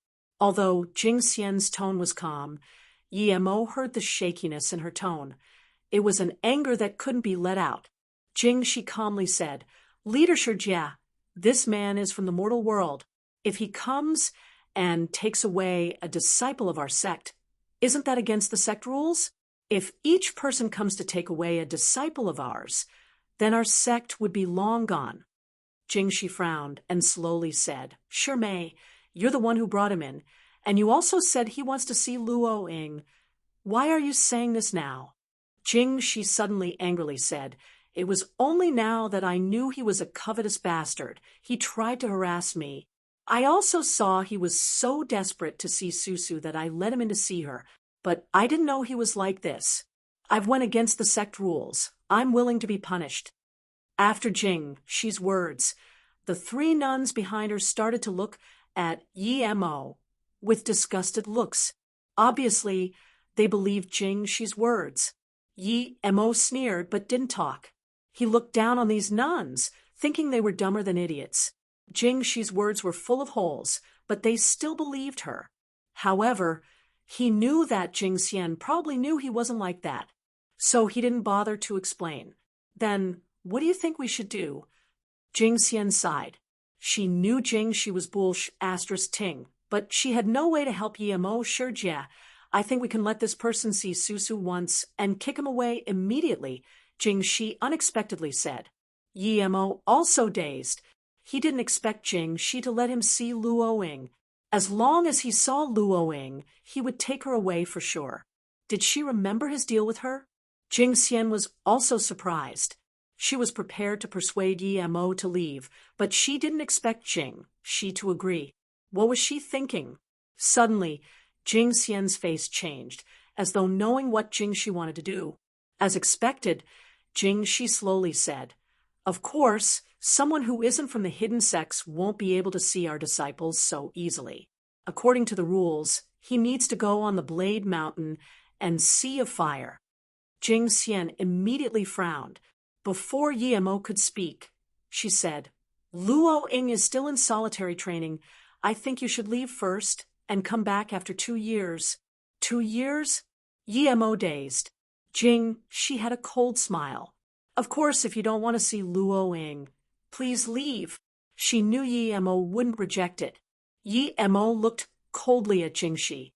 Of course, he knew what this woman was thinking, so he said, "In that case, take me there. But I forgot to tell you, Jing Shi, for a woman like you, even if you use aphrodisiacs, I wouldn't be interested in you. I wouldn't waste my virginity on you." Since he already offended her, he might as well do more. If this wasn't Serenity with numerous Earth-level masters surrounding him, he would have started a carnage already. Jing Shi was a complete psychopath. Hearing this, Jing Shi's face immediately became green. Luo Ying saw Yi Mo and Jing Shi and slowly turned around. She really didn't want to see Yi Mo with another woman like that, especially if that woman was Jing Shi. Her master died indirectly in her hands. However, Luo Ying still couldn't resist her urge to see Yi Mo. Even though she turned around, she still couldn't resist her desperation and hope. She wanted to see if Yi Mo was the same person in her dreams, and she also wanted to see if Yi Mo would come to take her away. However, he had already done that. Would she let him take her away? She finally couldn't resist it and turned around again. The room was now empty. So where did Yi Mo go? Luo Ying suddenly started to worry. She suddenly felt it was better for Yi Mo to hug Jing. She then suddenly disappear in front of her eyes. She rushed to the window and looked around. There was no sign of Yi Mo. She began to worry more and more. She knew Yi Mo was quite strong, but perhaps Jing Shishu only needed one hand to kill him. Did Yi Mo reject Jing Shishu, making her angry, and to the point where she killed Yi Mo? Luo Ying suddenly started to blame herself. She even hoped Yi Mo didn't reject Jing Shi and didn't make Jing Shi angry. Yi Mo must have been forced in that situation. How could he be a match for Jing Shi? She really shouldn't have been sad for that. Since he came, he must have been here for her. If he didn't listen to Jing Shishu, how was he going to find her? The more Luo Ying thought, the more she was worried. Sword Mountain. Luo Ying finally saw the 70-meter-tall Sword Mountain erected on the training ground. Her face immediately became bloodless. She knew about the sect rules. If the people from the mortal world could find the sect and have some affairs with a disciple, then that person must go up the Stone Mountain and down the Sea of Fire. When she saw the Sword Mountain, she had completely understood that it was prepared for Yi Mo. Other than the Stone Mountain, there was a scarier Sea of Fire. Don't. Luo Ying screamed, but her voice screeched. It just echoed in the stone room. However, no matter how she yelled, her voice just echoed around. After being locked in the frost room for a few months, she found she had become very feeble. If Yi Mo didn't do something for her before and made that jade necklace, perhaps she wouldn't even be able to scream. From the founding of the sect till now, this happened 3 times in total. However, none of the 3 survived. She also heard the last time was related to her master, but it involved her master's privacy, so she didn't dare to ask specifically. No matter what, she couldn't let Yi Mo go there. She held to the rim of the window helplessly and remembered when she asked her master, "Master, what is the Sword Mountain and Sea of Fire?" That was the 3rd year she came to Serenity and heard the conversation of her 2 Shijie, and then she came to ask her master. Luo Ying remembered clearly that her master's eyes were red as she patted her head. Susu, that's the promise and persistence of a man. If one day a man is willing to go there for you, he's the person you're waiting for. Remember your master's words. You must not let that person really go there for you. If he really did it, he would only be able to do it once for you. There won't be anything after. You must stop him no matter what. Remember this. You're still young. You don't understand now. She clearly remembered that her master started crying after that.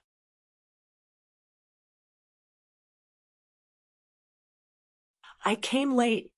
I need to stop him. I must stop him. These words buzzed in Luo Ying's mind. She suddenly realized that she couldn't even scream anymore. She couldn't stop him, and she could only look at the tall Sword Mountain with despair.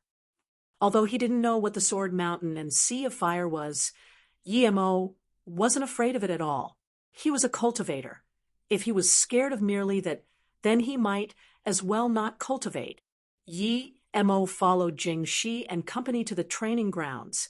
He saw from afar those tall sword mountains. It was double-edged. Mo frowned. This height wasn't a challenge for him at all. He could stand at the top with wind control shoe. Suddenly, Mo stopped as he felt pain in his heart. He looked around and felt as though something he cared about was nearby. He subconsciously scanned out his spirit sense but didn't see anything. What? Are you afraid? If you're afraid, then leave. It wasn't Jing Shi talking this time, but instead a nun beside her. Her face was very dark and her looks very ugly too. Mo wondered if this woman was the ugliest one in the sect. He couldn't be bothered to pay attention to this woman. Since she was with Jing Shi, it meant they were together. There were 30 or so nuns around the Sword Mountain. Probably all the nuns in Serenity came. Mo looked up at the Sword Mountain, which was like a huge tower with a triangular spear shape. There were very thin, silvery, white blades on the mountain. The blades faced up with 3 blades each row. There was a row every 30 centimeters. One could imagine that normal people wouldn't even be able to stand up there. Mo frowned. This stone mountain was very easy for him. He only needed to tap on one of the blades to reach the top, but for others it definitely wouldn't be so easy. But then, he thought, his way wasn't so easy either. Other than him, who could us wind control shoe to fly up nearly 100 meters? Jing Xian frowned and said, "Shermei, why is it so tall? Isn't it usually around 20 meters? Mo heard this and knew Jing Shi, this psychopath, played tricks on him. Jing Shi, however, slowly said, "Sure, yeah. The height is set according to how talented our disciple is. Susu is the genius of our sect, so I use this one according to the rules." Then Jing 11 turned to Mo and said, "You can give up now, but if you don't, you must climb up to the top bare foot. Then climb down from the other side. There are 3 blades on each step. You must step on one of it at least. If you miss a step or a blade, then it doesn't count." Mo sneered. Even his face changed. With his wind control shoe, he can go up step by step. Although it wasn't good for him. It was no big deal. However, he couldn't go too fast because if he did, Jing Shi would definitely find another excuse. The main reason his face changed was for Jing Shi to see. Although this didn't benefit him, it didn't threaten him. Jing Shi saw Mo's face change and sneered. "Since you came and insulted me, keep insulting me. Even if you want to go, I will still kill you." Jing Xian also saw Mo's face wasn't good, so she wanted to advise him. However, Mo came over and said, "Jing Xian Xianbei, please help me record the entire process." Then he took out his phone and gave it to Jing Xian. He was afraid Jing Shi would do something. Although he wasn't afraid of the Sword Mountain, he was suppressing his anger. He still wasn't strong enough. If he was stage 4 or 5 now, he would just apprehend Jing Shi and make her hand Luoing over. He wouldn't need to climb some *T Sword Mountain. Mo took off his shoes and stood on the first step without hesitation. Blood immediately started to trickle. A few less bold nuns immediately screamed and covered their eyes. Jing Shi sneered and told a nun, "Bring Susu here." She had this satisfaction of revenge in her heart. She would let Susu see the person she loved in such a state. Mo also sneered. With his power, his foot wouldn't bleed on the first step. No matter how strong the blade was, it needed to be after at least tens of meters before that happened, or maybe even not. Although this was the first time for him, he could still handle it. The reason he made his foot bleed on the first step was because his spirit sense sensed there were more traps in the Sword Mountain. If he appeared unscathed, Jing Shi would definitely activate something. This Jing Shi knew his Qin Gong was strong. Even if Jing Shi tried playing tricks in the middle, he wouldn't be afraid, but he was afraid this woman would find some strange reason for him not to be able to see Luoing. While Luoing was lost and worried, someone actually opened the door and took her to the training grounds. She didn't even think and rushed out.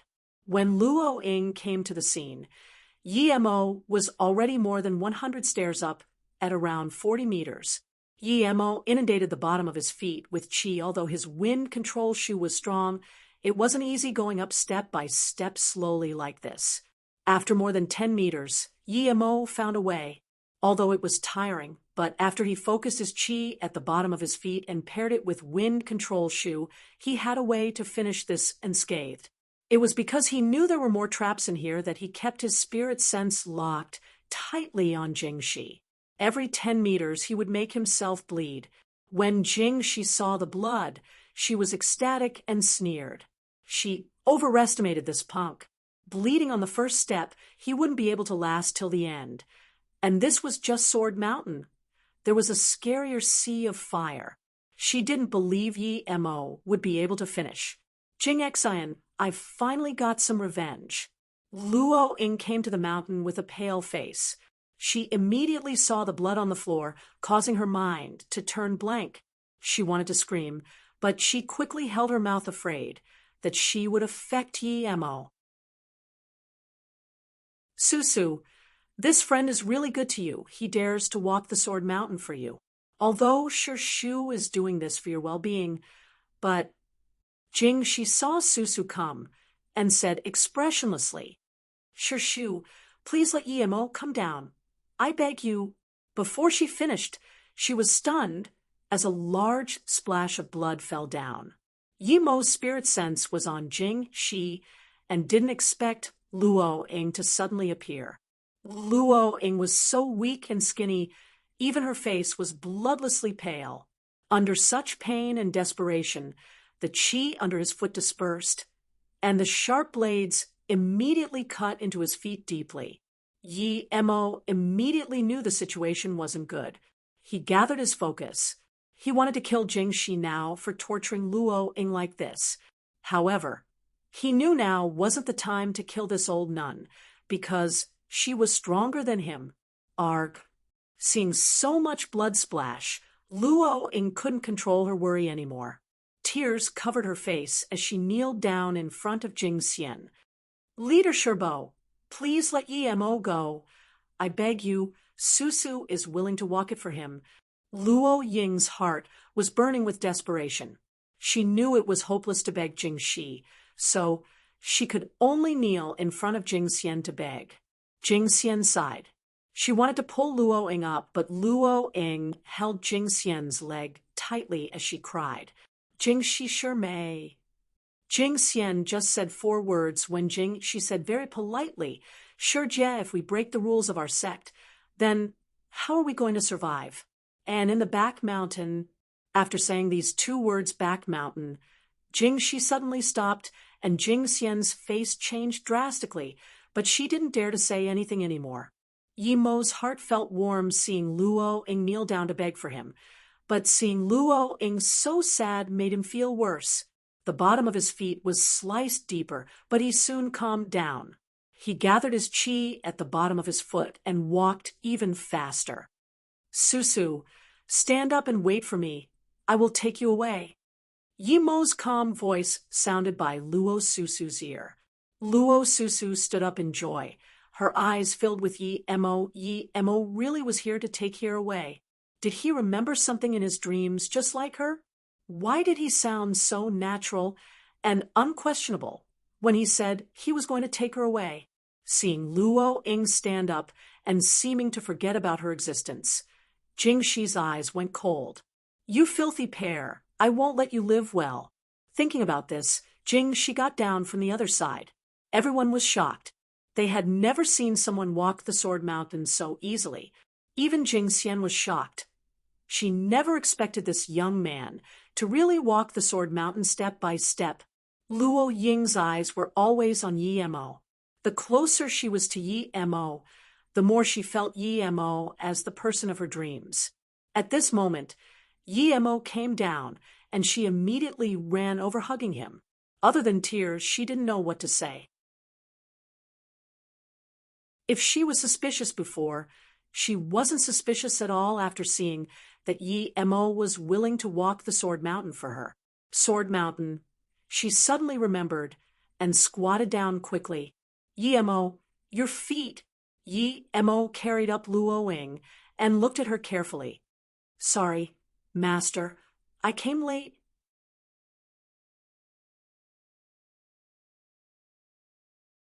Luo Ying's face blushed a little after being carried up by Yi Mo. She quickly said, Put me down, they're all watching. Luo Ying's face blushed a little after being carried up by Yi Mo. She quickly said, Put me down, they're all watching. Yi Mo's heart was about to explode with joy seeing his master again. The recent discomfort had all dissipated. He even put aside his hatred for Jing Shi. Although he was excited, he listened to Luo Ying and put her down. Luo Ying looked up and saw Yi Mo just look at her. Her pale face grew more lively. Yi Mo had already grabbed Luo Ying's wrist and passed Qi in to treat her. Humph. Being so intimate already, Luo Ying, a few months ago, you were still arguing. What about now? Jing Shi's cold voice sounded. Hearing this voice, the rudiness of Luo Ying's face disappeared. Yi Mo turned around and coldly looked at Jing Shi. Jing 11. Don't think I would let this go. What you did to Luo Ying, I will get back from you many times. How dare you be so arrogant in Serenity? Who do you think are? You think you're so great for walking the Sword Mountain? If you dare to offend our Serenity, we will make you remain here forever. The black-faced nun immediately yelled. Then she looked at Jing Shi. If Jing Shi gave the order, perhaps she would immediately go up and attack Yi Mo. Luo Ying quickly covered Yi Mo's face and bowed. Jingwen Shu, Yi Mo just came here and don't know a lot of things, please forgive him. The black-faced nun didn't even look at Luo Ying and just waited for Jing Shi's order. Yi Mo was alert. If Jing Shi was going to attack him and Susu, he would immediately use tens of fireball charms and then take Susu to run. What everyone didn't expect was how Jing Shi's face kept changing before eventually smiling and saying, Since Susu begged for forgiveness, I won't care about it this time. There's still the Sea of Fire. If you can pass that, you can even take Susu away, much less see her. But it's late today. Susu, take Yi Mo to rest, continue tomorrow. Then Jing Shi turned and left. Not only was Yi Mo stunned, but so was everyone else. This wasn't like Jing Shi. How could she be so easy to talk to? After a while, Susu reacted and quickly said, Thank you, Jing Shi Shu. Watching Jing Shi walk away, Jing Xian frowned and wanted to say something but eventually didn't.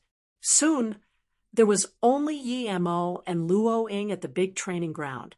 Yi Mo was becoming more and more confused. This wasn't like Jing Shi at all, but as long as Luo Ying was by his side, it was fine. Regardless of what tricks Jing Shi tried to play, he wouldn't be afraid. Why did you come here? Didn't I tell you not to come? After everyone had left, Luo Ying then remembered why Yi Mo was here and became worried. Yi Mo smiled. Susu, I came to find you, but I feel there's something wrong with your Jing Shi Shu. She has no reason to let us go. She said not to go the Sea of Flames today. I suspect... Oh, by the way, let me see your feet. Yi Mo's words reminded her. Yi Mo's feet was still hurt. She quickly bent over and looked at Yi Mo's feet. Yi Mo pulled Luo Ying up again. My feet are fine. Let's go to the place you live. Where were you before? How come I couldn't find you? Luo Ying pointed at a peak more than 100 meters away. I've been living in the frost room there.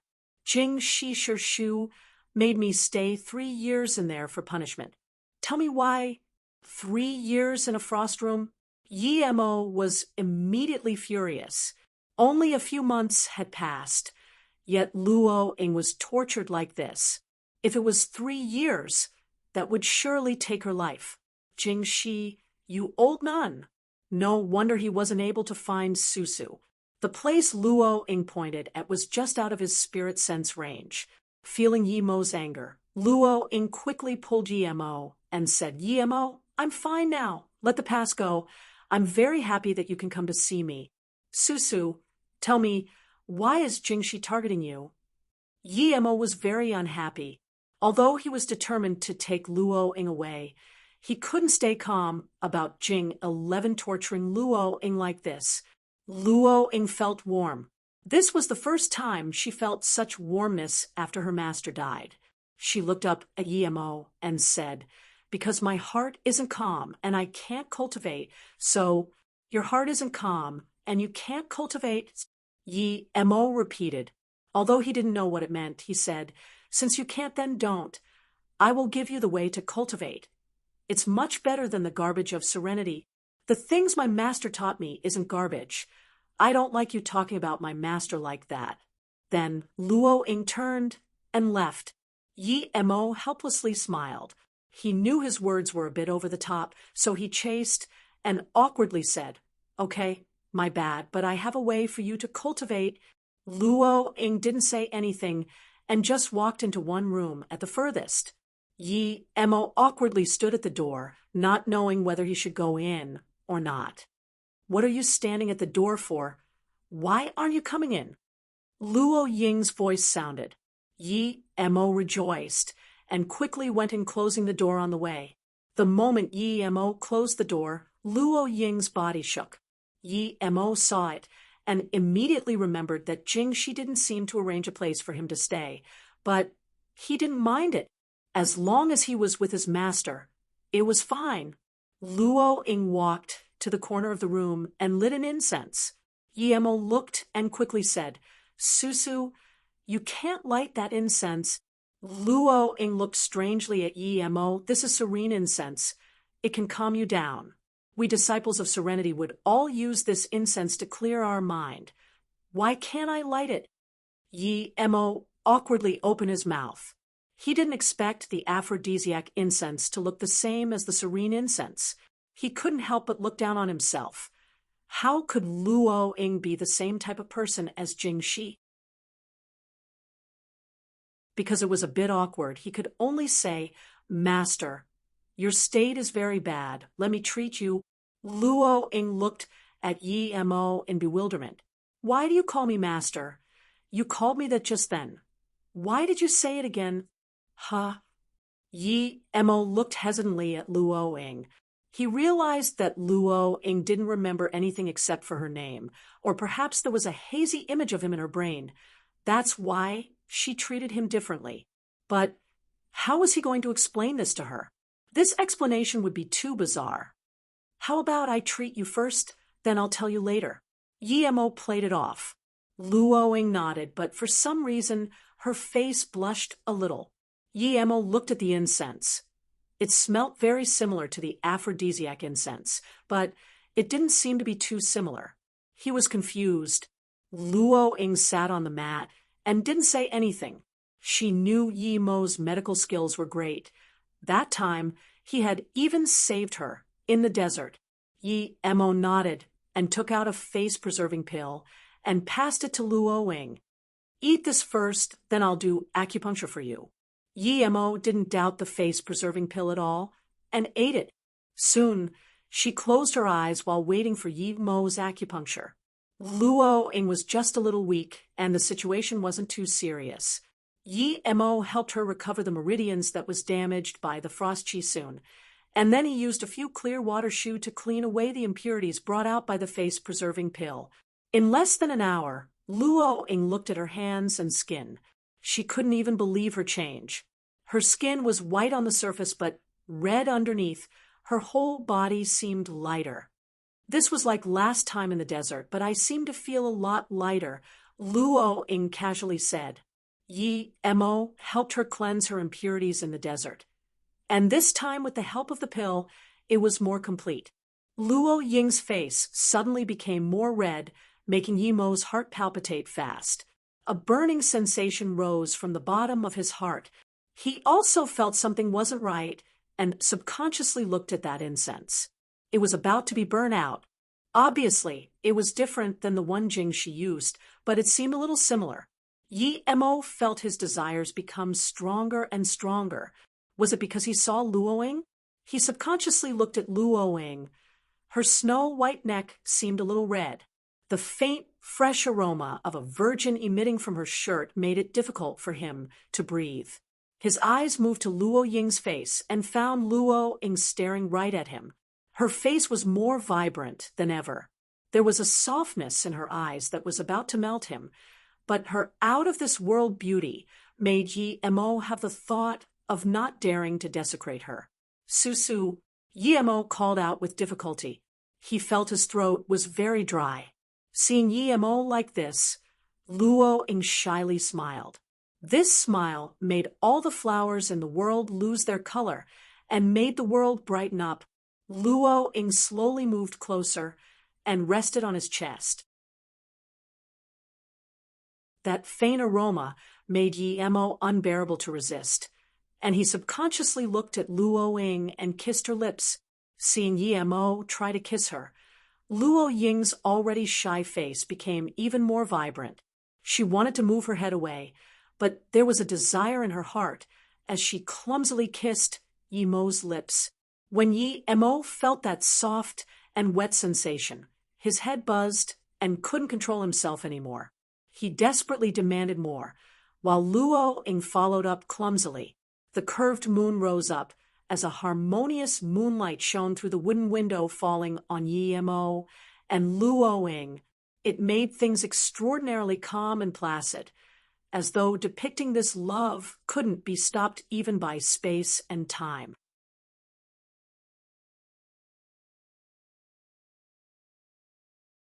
After a long while, Yi Mo exhaled and parted with Luo Ying's lips.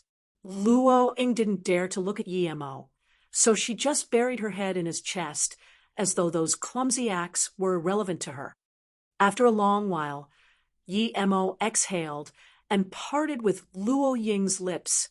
Luo Ying didn't dare to look at Yi Mo, so she just buried her head in his chest as though those clumsy acts were irrelevant to her. However, her body was still warm and soft, and her breathing became faster. Yi Mo looked at the incense in the corner of the room that had ceased burning. At the same time, he used his qi to remove the effects of the incense in Luo Ying's body. Luo Ying's breathing calmed down, but she held Yi Mo tighter. Yi Mo moved her away from his own body too before he smiled, then said, "Susu, I feel the incense you lit up is problematic.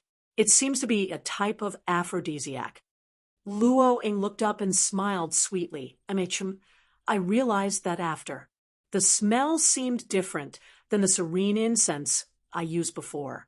I don't know who changed it. She also realized that there was something wrong with the incense after she felt the sudden flare in her desires.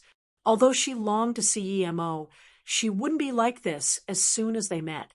Yi Mo felt dazed, but he soon struggled and said, "Well, luckily I smelled it before and knew how to remove it. Otherwise," Luo Ying lay in Yi Mo's arms. Her soft voice seemed to be coming from the heavens. "It should likely be Jing Shishu who changed it. She wants to catch me for not obeying the rules of the sect and kick me out. But I've been wanting to go with you for a long time, so it doesn't matter if she kicks me out. But..." Before Yi Mo could speak, Luo Ying's pearly white hands touched his lips to stop him from talking. "Don't talk. I was willing. If I didn't want to, even this incense can't change my thinking. Susu, I will leave that for the night we marry." Yi Mo had this excitement of being accepted and couldn't seem to be himself. Luo Ying agreed softly, and after a while, she said, "Dummy, you always call me master, and it's too late to change now. I always dream of you. It is as though I knew you from my last life. Are you always like this, too?" Yi Mo became dazed for a moment. He didn't expect Luo Ying to not only remember his name, but also his figure. "Why aren't you talking?" Luo Ying's voice was like the soft clouds. "I also remembered you too. You were my master called Luo Ying. A long time ago, I called you master, and you called me Mo heir. Afterwards, Yi Mo seemed to be lost in thought, and when he woke up, he found that Luo Ying was asleep. Yi Mo caressed Luo Ying's hair and murmured, "Master, you've protected me for a lifetime. Now let me protect you in this life. Yi Mo carefully took off the little bit of the remaining jade of her necklace and looked at it for a while. He didn't expect the magic artifact he made to be in Luo Ying's possession and was protecting her. He took it away and used that black jade from last time to make another necklace for her before carefully putting it on for her. Then he embraced her and slowly fell asleep.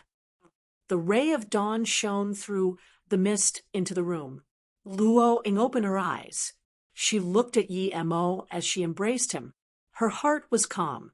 If she couldn't cultivate, then let it be. You're awake? Yi Mo saw Luo Ying wake up. He thought he was dreaming. The Luo Ying he'd been thinking of for countless days and nights was finally in his arms. He really was afraid that this was a dream. However, the morning sunlight told him it wasn't. It was real. He had missed the opportunity once, and he wouldn't miss it the second time. Go out for a moment. I need to take a shower and change clothes. Luo Ying stood up. Yi Mo was still stunned. Last night he didn't notice, but now he knew how stunningly beautiful Luo Ying was. Luo Ying looked at Yi Mo's dumbfounded face and smiled. Just when she wanted to talk, Jing Shi's cold voice sounded at the door. What? Did you not have enough sex last night? Yi Mo, come out. I need to talk to Susu. Yi Mo opened the door and looked coldly at Jing Shi. Piss off. Susu doesn't like talking to you. You don't have the right. Jing Shi's face went green and glanced coldly at Yi Mo, but she said to Luo Ying, Susu, I need to talk to you. Luo Ying stood up calmly and walked beside Yi Mo, saying, Let her in and wait for me outside. Don't worry, I will listen to you. After today, I will go with you. However, Yi Mo didn't really trust Jing Shi, but since Luo Ying said that, he could only let Jing Shi come in while he stood outside the yard restlessly. He felt that Jing Shi's purpose wasn't so simple, but he really couldn't understand what she wanted to say to Luo Ying. Jing Shi closed the door and subconsciously looked at the incense cauldron. The incense was burnt. She had a smirk on her mouth. He actually gave you a face-preserving pill. Jing Shi came in and immediately saw the difference on Luo Ying. The jealousy in her heart was raging like fire. Luo Ying subconsciously asked, that was a face-preserving pill? Susu, last night must have been very good. You had a face-preserving pill and a man to accompany you. Of course, it would be much better than obeying the rules of the sect. Jing Shi set aside her burning jealousy and tried her best to ridicule her. Susu smiled plainly. Yes, Jing Shi Shu. Although I don't know why you're targeting my master and me, I'm no longer the Susu before. You don't need to waste your time. I will leave with Yi Mo, so say what you want. Jing Shi's eyes showed a ray of jealousy. Didn't you see what Yi Mo was like to me yesterday? I trust him. If Shu is going to talk about this, there's no need for it. If you don't have anything else to say, I will go find Yi Mo. Luo Ying was calm like a windless lake. Jing, she felt very annoyed. She wanted to make Luo Ying and Yi Mo sad, but everything she did made her look like a clown. Luo Ying didn't seem to feel bad at all. Did you know that Yi Mo is going down the Sea of Fire today? Do you think he can come out? There was an increasing mockery in Jing Shi's tone. She wanted to see Susu, once again begged to her, like yesterday, to let Yi Mo go. Then she would humiliate her. However, Luo Ying still replied calmly, I know. If he can't come out, I will go with him.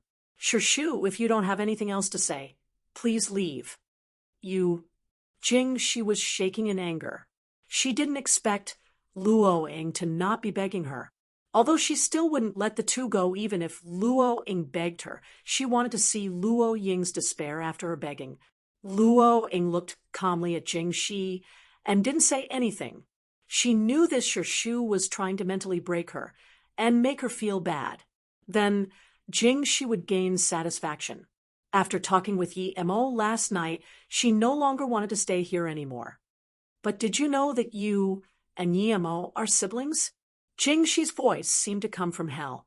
It was eerily frightening. Luo Ying wobbled, and her face immediately became pale. What are you talking about? Jingxi seemed very happy with Luo Ying's change of expression and laughed before saying coldly, "You must think that I'm tricking you. More than 20 years ago, your mother dumped you and your brother at Luo Hong Temple.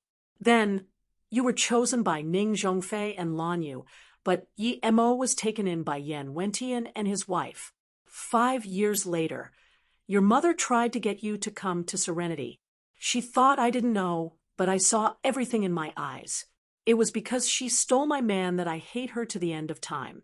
You are just like your mother, a filthy bitch. You won't even let your brother go." Ha ha. Luo Ying immediately spat out a mouthful of blood and fell to the mat shakily. Yi Mo heard Jingxi's hysterical laughter, so he charged in without thinking. Seeing Luo Ying's state, he was so scared his soul nearly left him. He quickly helped Luo Ying up. "Susu, what happened to you?" At the same time, he sent in his chi to calm Luo Ying's chaotic chi. "Jingxi, you bitch, what did you do to Susu?" Yemo couldn't care about anything else. He gathered all his chi and punched Jingxi.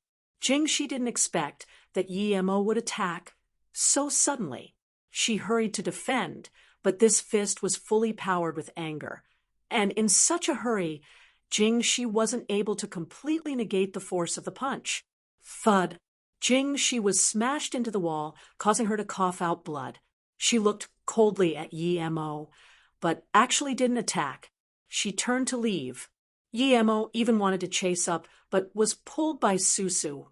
"Don't chase her. You're no match for her right now. Remember, if one day you can beat her, help me kill her." Yemo stilled. Of course, he was going to kill Jingxi, but he had never heard Susu say she wanted to kill someone before. It could be seen how infuriated she was at Jingxi. "Mo air, I'll still call you that." Although Luo Ying calmed down her chi with Yemo's treatment, her face was still pale. "I want to ask you something. Is your father Yi Wentian?" Luo Ying's eyes became hopeful. Yi Mo nodded and said, "Yeah, but I'm probably not from the Yi family. Although my surname is Yi, I'm not from the Yi family of Beijing." Yi Mo said this because his last name was Yi in his past life. Hearing Yemo's words, Luo Ying's face grew worse. She gasped, "Do you know where you came from?" Yi Mo looked curiously at Luo Ying and shook his head. "I don't know. I just know I was picked up from the streets." "From where?" Luo Ying looked worried. "From Luo Hong Temple. I still have a sister." "What's wrong, Susu?" Before Yi Mo finished his words, Luo Ying spat out blood again. Yi Mo quickly fed her a Lotus Life pill while using his chi to calm her body down.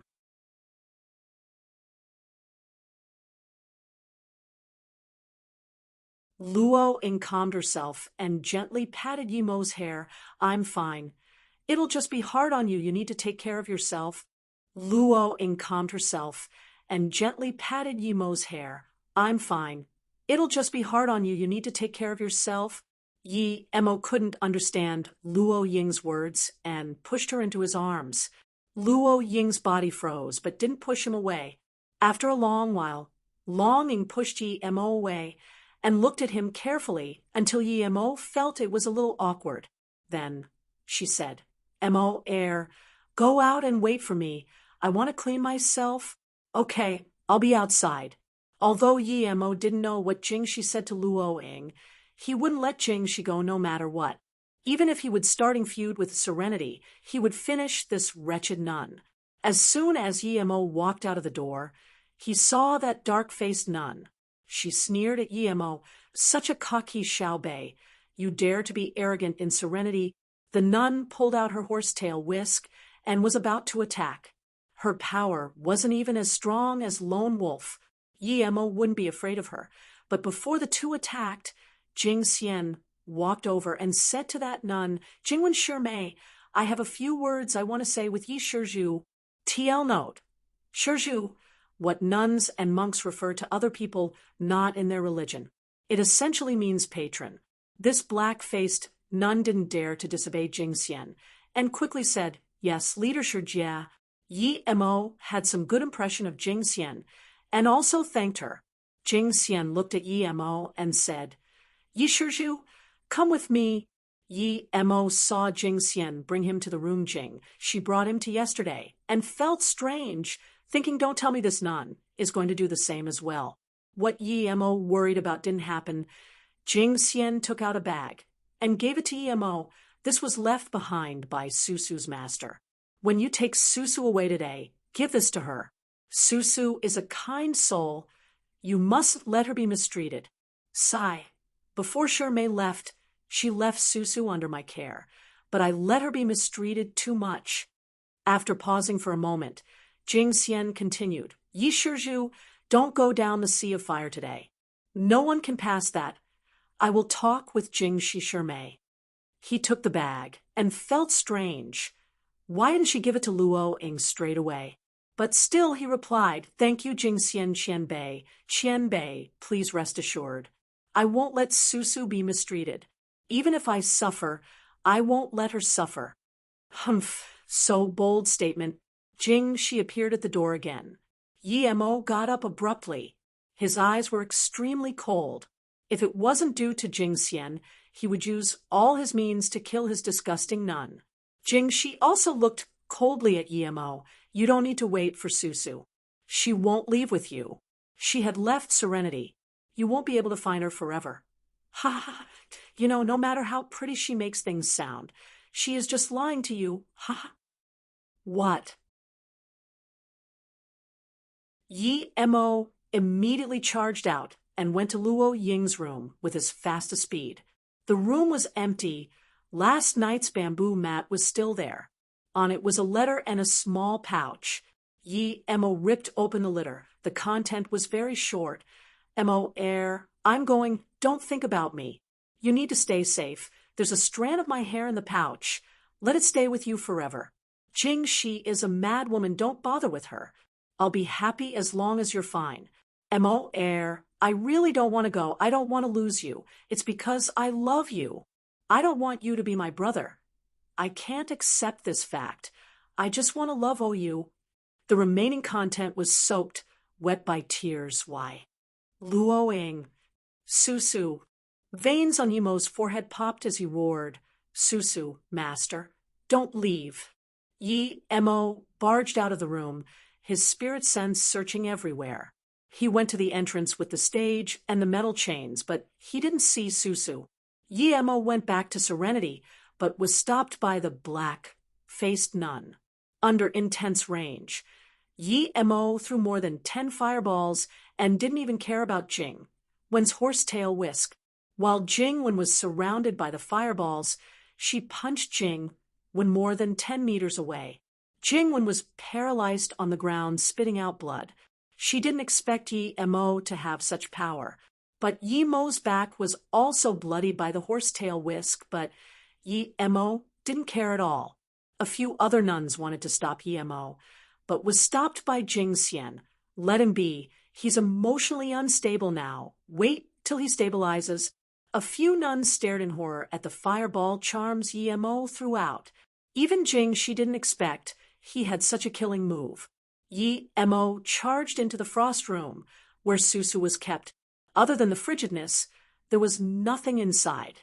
Yi Mo could no longer control the violence in his heart, and smashed towards the wall, forgetting that his fist was dripping with blood. This room just drew the frost from underneath the ground. It wasn't very stable itself.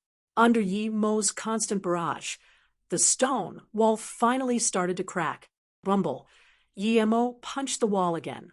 This room that once imprisoned Luo Ying finally crumbled into rooms under Yi Mo's furious attacks. Yi Mo saw this room crumble and gradually calmed down. Jing she, this old hag. Luo Ying left him because she listened to her words. Killing this nun wasn't enough to release his hatred. Plus Luo Ying also said she would kill this nun. No matter why, Yi Mo had to kill this nun. Thinking about this, Yi Mo charged back to the big yard with eyes red. He stared coldly at Jing Shi and said, "Old nun, what did you say to Luo Ying?" "Speak." Jing Shi shivered subconsciously. She was actually afraid of Yi Mo subconsciously, but she soon calmed herself down and laughed. "What did I say? I just spoke the truth. You are Luo Ying, our siblings. You siblings did something interesting. Ha!" Everyone looked at Jing Shi. Her hair was covering her face, and she seemed quite crazy. Unexpectedly, Yi Mo still looked at her coldly without any emotions. "Are you dumb, knowing that the person you love is your own sister?" Jing 11 was very unsatisfied with Yi Mo's reaction. Yi Mo sneered. He had understood why Susu asked him those words.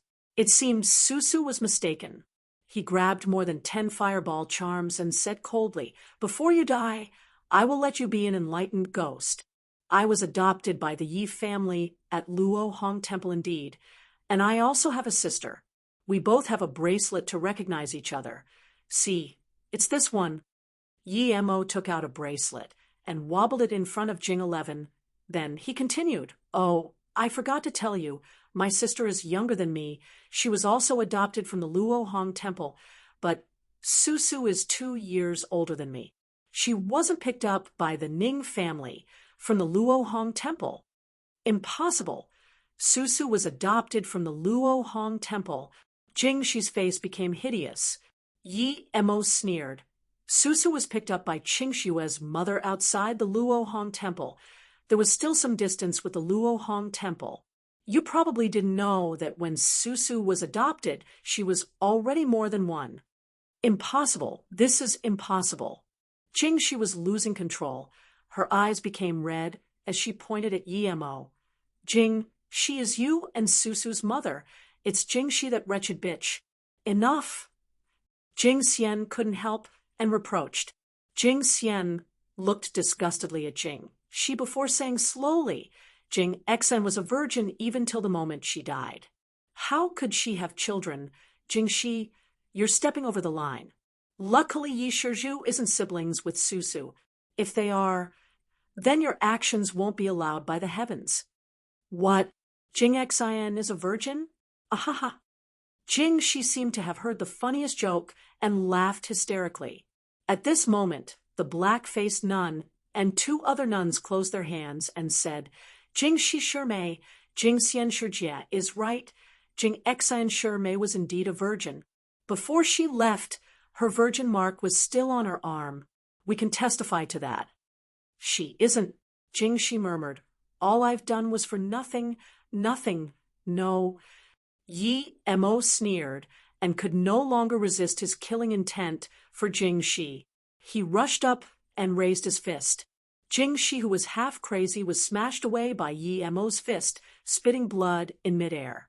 Yi Mo was about to follow up, but was stopped by 2 nuns. Although these 2 nuns no longer wanted to kill Yi Mo couldn't escape their barricade. Yi Mo threw out more fireball charms under his rage and yelled, "Out of my way!" The 2 nuns knew how strong Yi Mo's fireball charms were and didn't dare to block it. They quickly dodged. When they looked up, Yi Mo had already charged past them. Yi Mo came in front of Jing Shi with his fastest speed and punched again. Jing Shi had claimed down now. She flicked up her horse tail whisk at Yi Mo. Yi Mo wanted to smash Jing Shi to pieces now. He didn't even bother with the whisk and still punched. "You're crazy." Jing Shi saw Yi Mo ignoring her whisk and yelled in shock. Although Yi Mo wasn't crazy, his eyes were crazed with killing intent that anyone would shiver upon gaze. Slap. When Jing Shi's whisk hit Yi Mo's chest, Yi Mo's fist also landed on Jing Shi's stomach.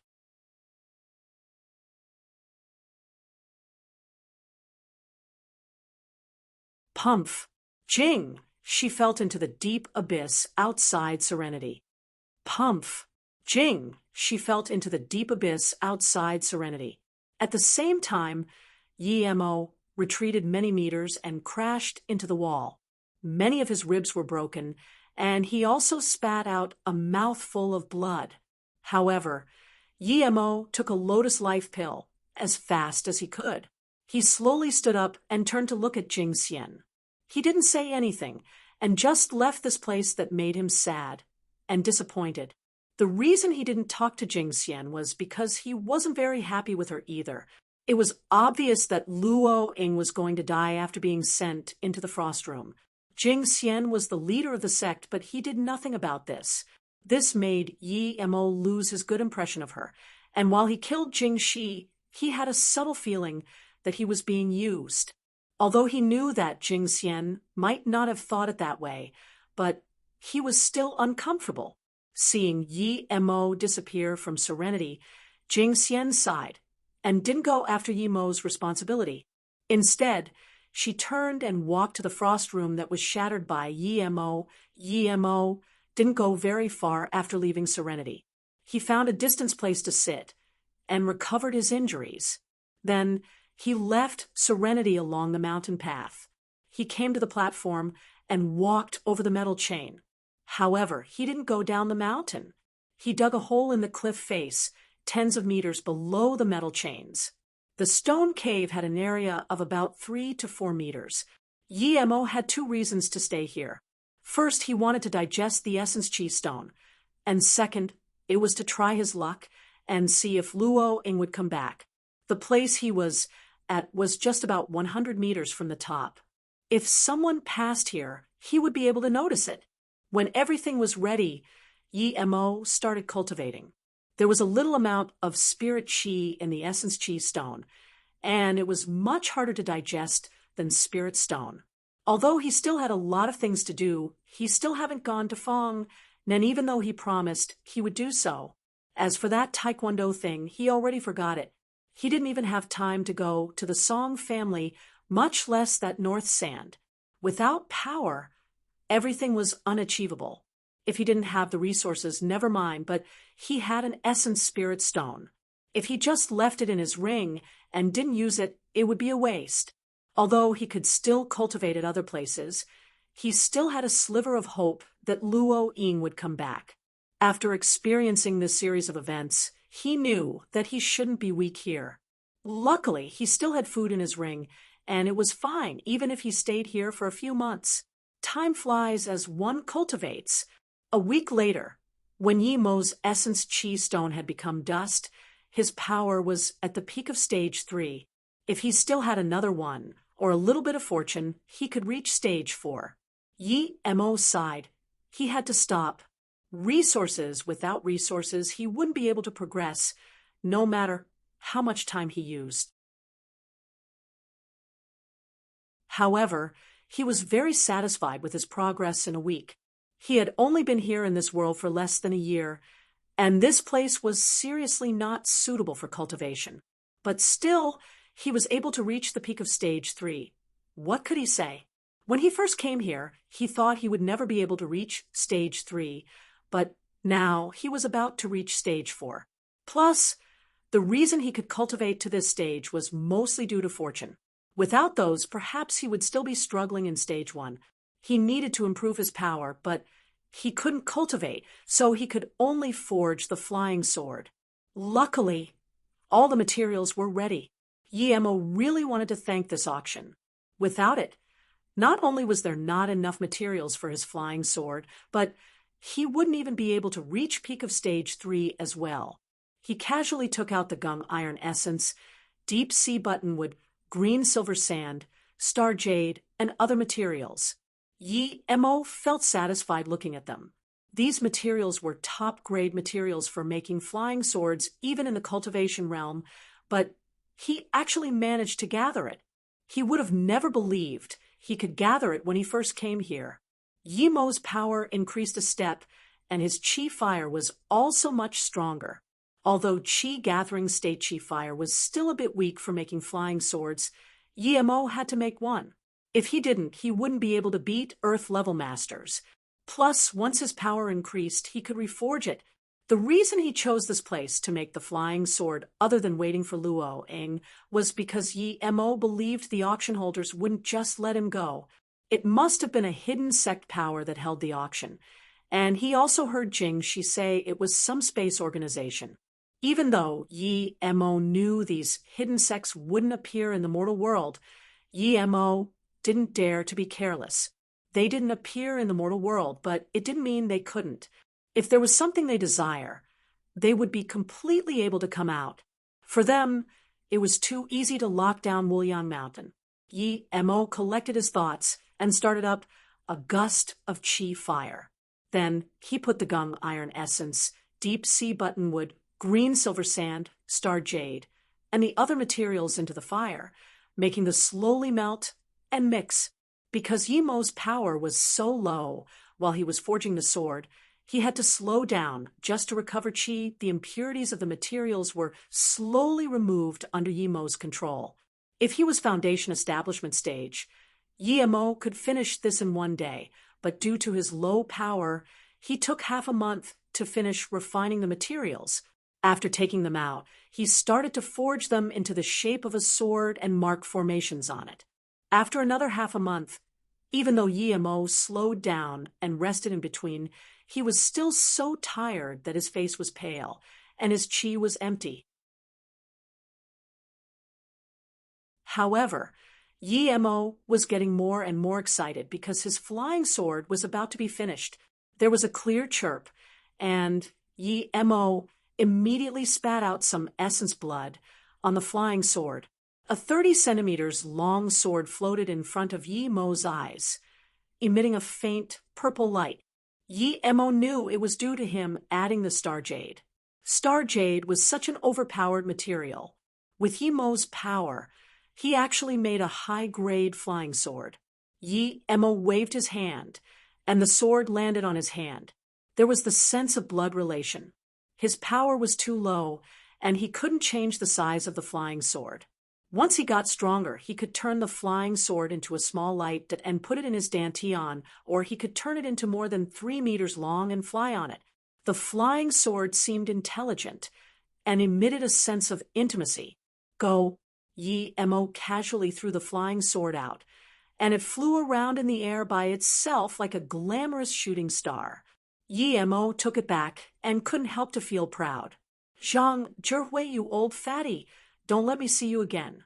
If I see you, I will use your blood to sacrifice to my flying sword, and that auction place as well. Yi Mo knew that they had bad intentions for him, but he couldn't really just go attack on their doors. After all, they haven't done anything bad yet. Pity he was only a bit away from stage 4. Once he was stage 4, he could just step on the flying sword and fly away. Yi Mo took the flying sword back, but didn't leave immediately. He made more fireball and wind blade charms. At the same time, he used the remaining materials and made Su Ping a long sword. 10 days later, there were 200 more charms in his ring. Yi Mo stood up with disappointment. It was time to leave. It had been more than a month, but Luo Ying was still nowhere to be seen. She probably wouldn't be back for now. Yi Mo jumped up the platform in disappointment. He should go back to see his sister first before going to Beijing. Wuliang Mountain seemed desolate in the middle of autumn, and Yi Mo no longer had the elevated feeling of when he came. If he didn't know Susu was Luo Ying, perhaps he would feel better, but now that he did and still brushed past her, he felt very bad. Plus, he was worried about her. Although the necklace he made her had defensive and offensive abilities, she was too weak herself. I thought you would cower in Wuliang Mountain and not come out. Where else can you hide today? A cold and sinister voice sounded ahead of Yi Mo. Zhang Zhihui? It's you, old fart. Yi Mo stopped. He was worried about Luo Ying and didn't notice that Zhang Zhihui was still waiting for him. But now he was very calm.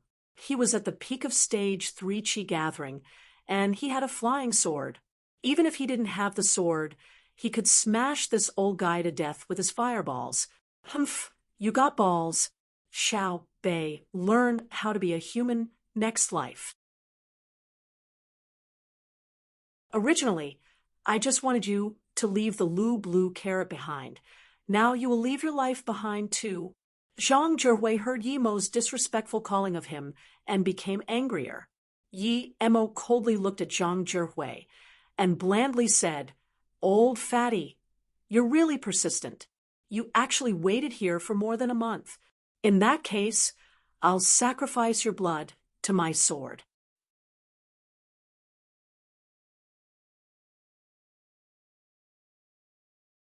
Xiao Bei, you're cocky indeed. I just didn't expect your qigong to be so excellent. But no matter how good your qigong is and how talkative your mouth is, this is your last time. I'm afraid Broken Fist Hall will kill you first, so I'll send you on your way, Zhang Zhihui said. The long jian on his back was already in his hand. He swung it, bringing out a sharp sword ray. Xiao Bei, you're cocky indeed. I just didn't expect your qigong to be so excellent. But no matter how good your qigong is and how talkative your mouth is, this is your last time. I'm afraid Broken Fist Hall will kill you first, so I'll send you on your way, Zhang Zhihui said. The long jian on his back was already in his hand. He swung it, bringing out a sharp sword ray. Yi Mo coldly looked at this.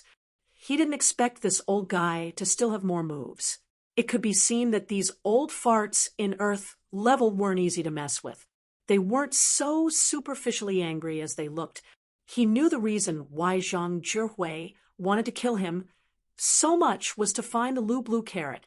If he fought with Zhang Zhihui head-on, Yi Mo was sure he was no match for him. However, he was a cultivator, and with a flying sword, why would he need to fight head-on with Zhang Zhihui? Yi Mo stood and raised his hand.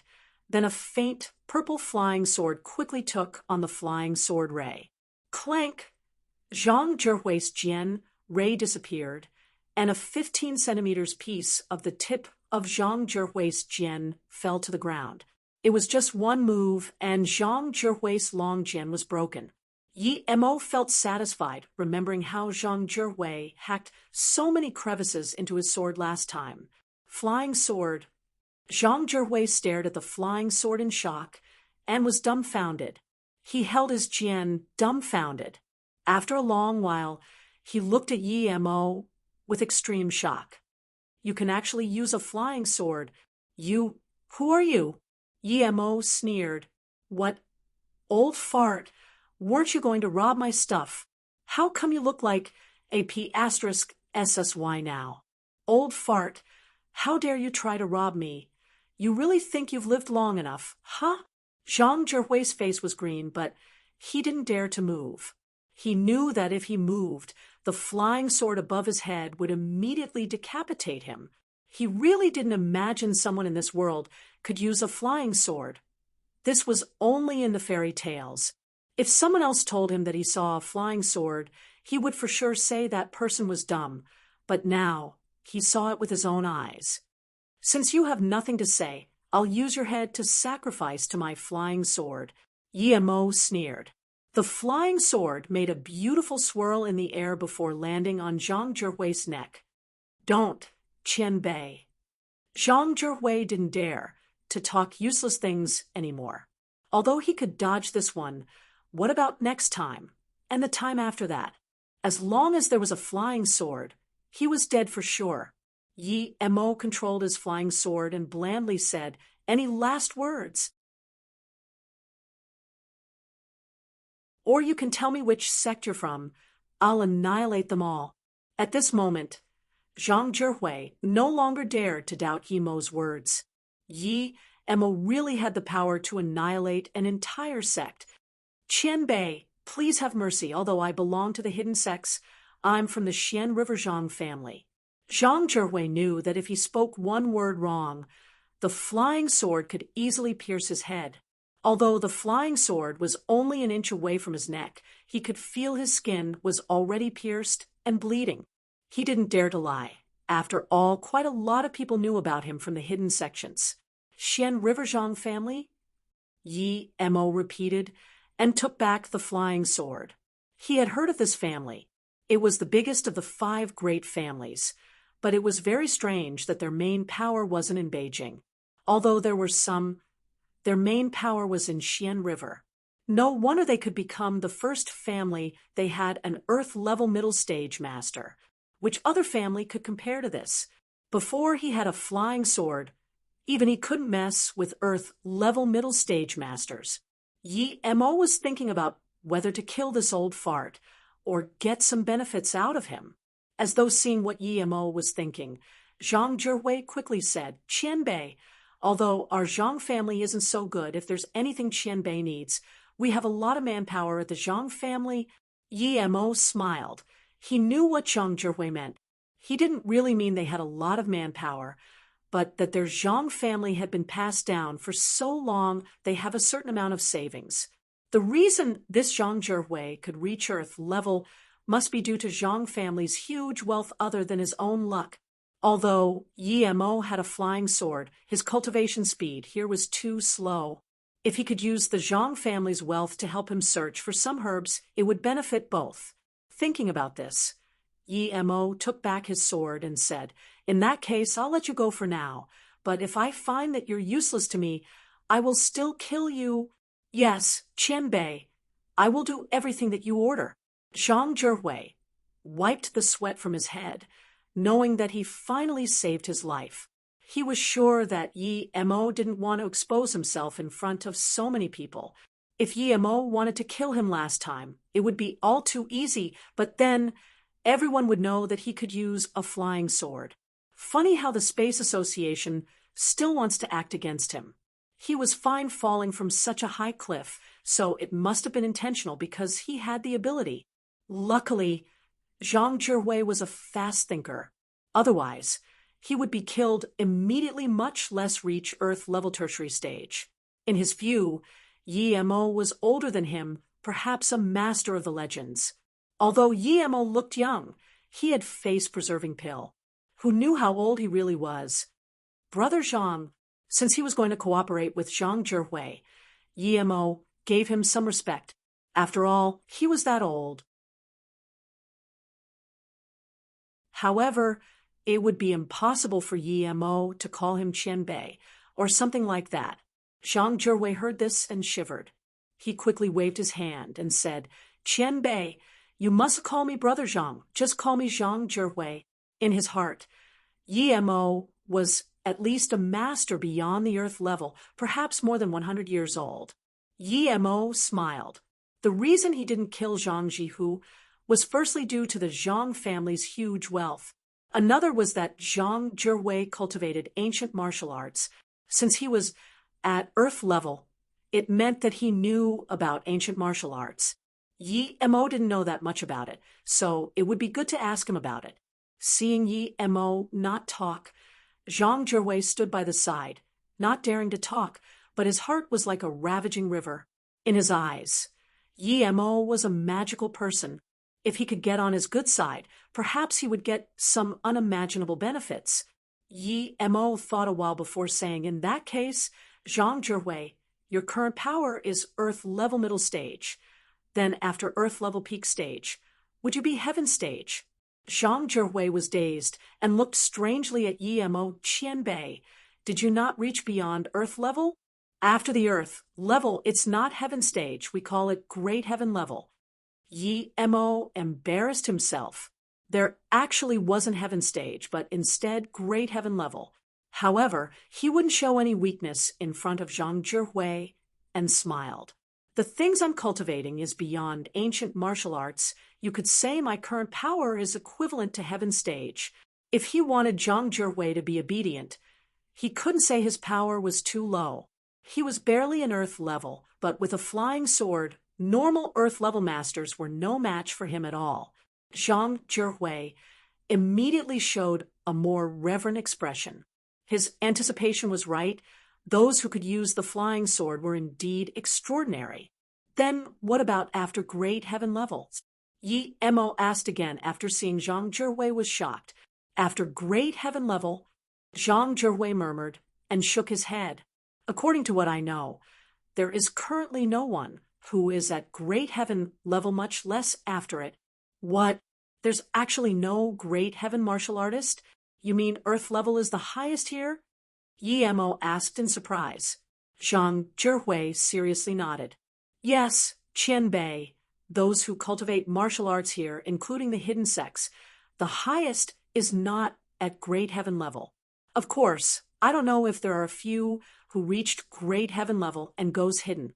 But to be honest, there are even barely a few earth level tertiary stage, much less great heaven level. Yi Mo took a sigh of relief. If it was really like that, he didn't need to worry. There wasn't even a single great heaven level master. His flying sword should be able to dominate them all. Seeing Zhang Zhihui wanting to say something, Yi Mo immediately said, "If there's something you want to say it." Yes, Zhang Zhihui quickly agreed. It's said that Wu Dao monk of Wuliang Mountain is already halfway Great Heaven stage.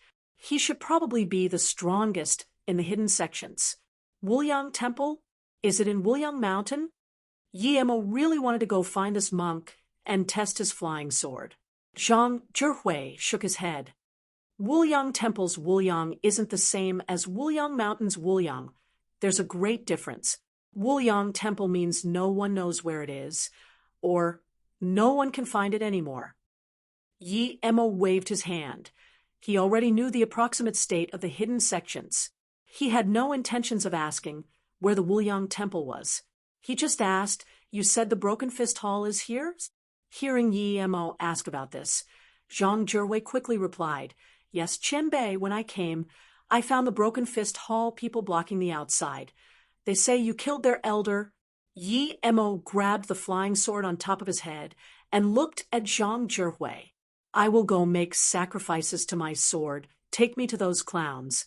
You're tuning in to the Mystic Fist YouTube channel. Don't forget to subscribe and join us on this journey to catch the most captivating stories.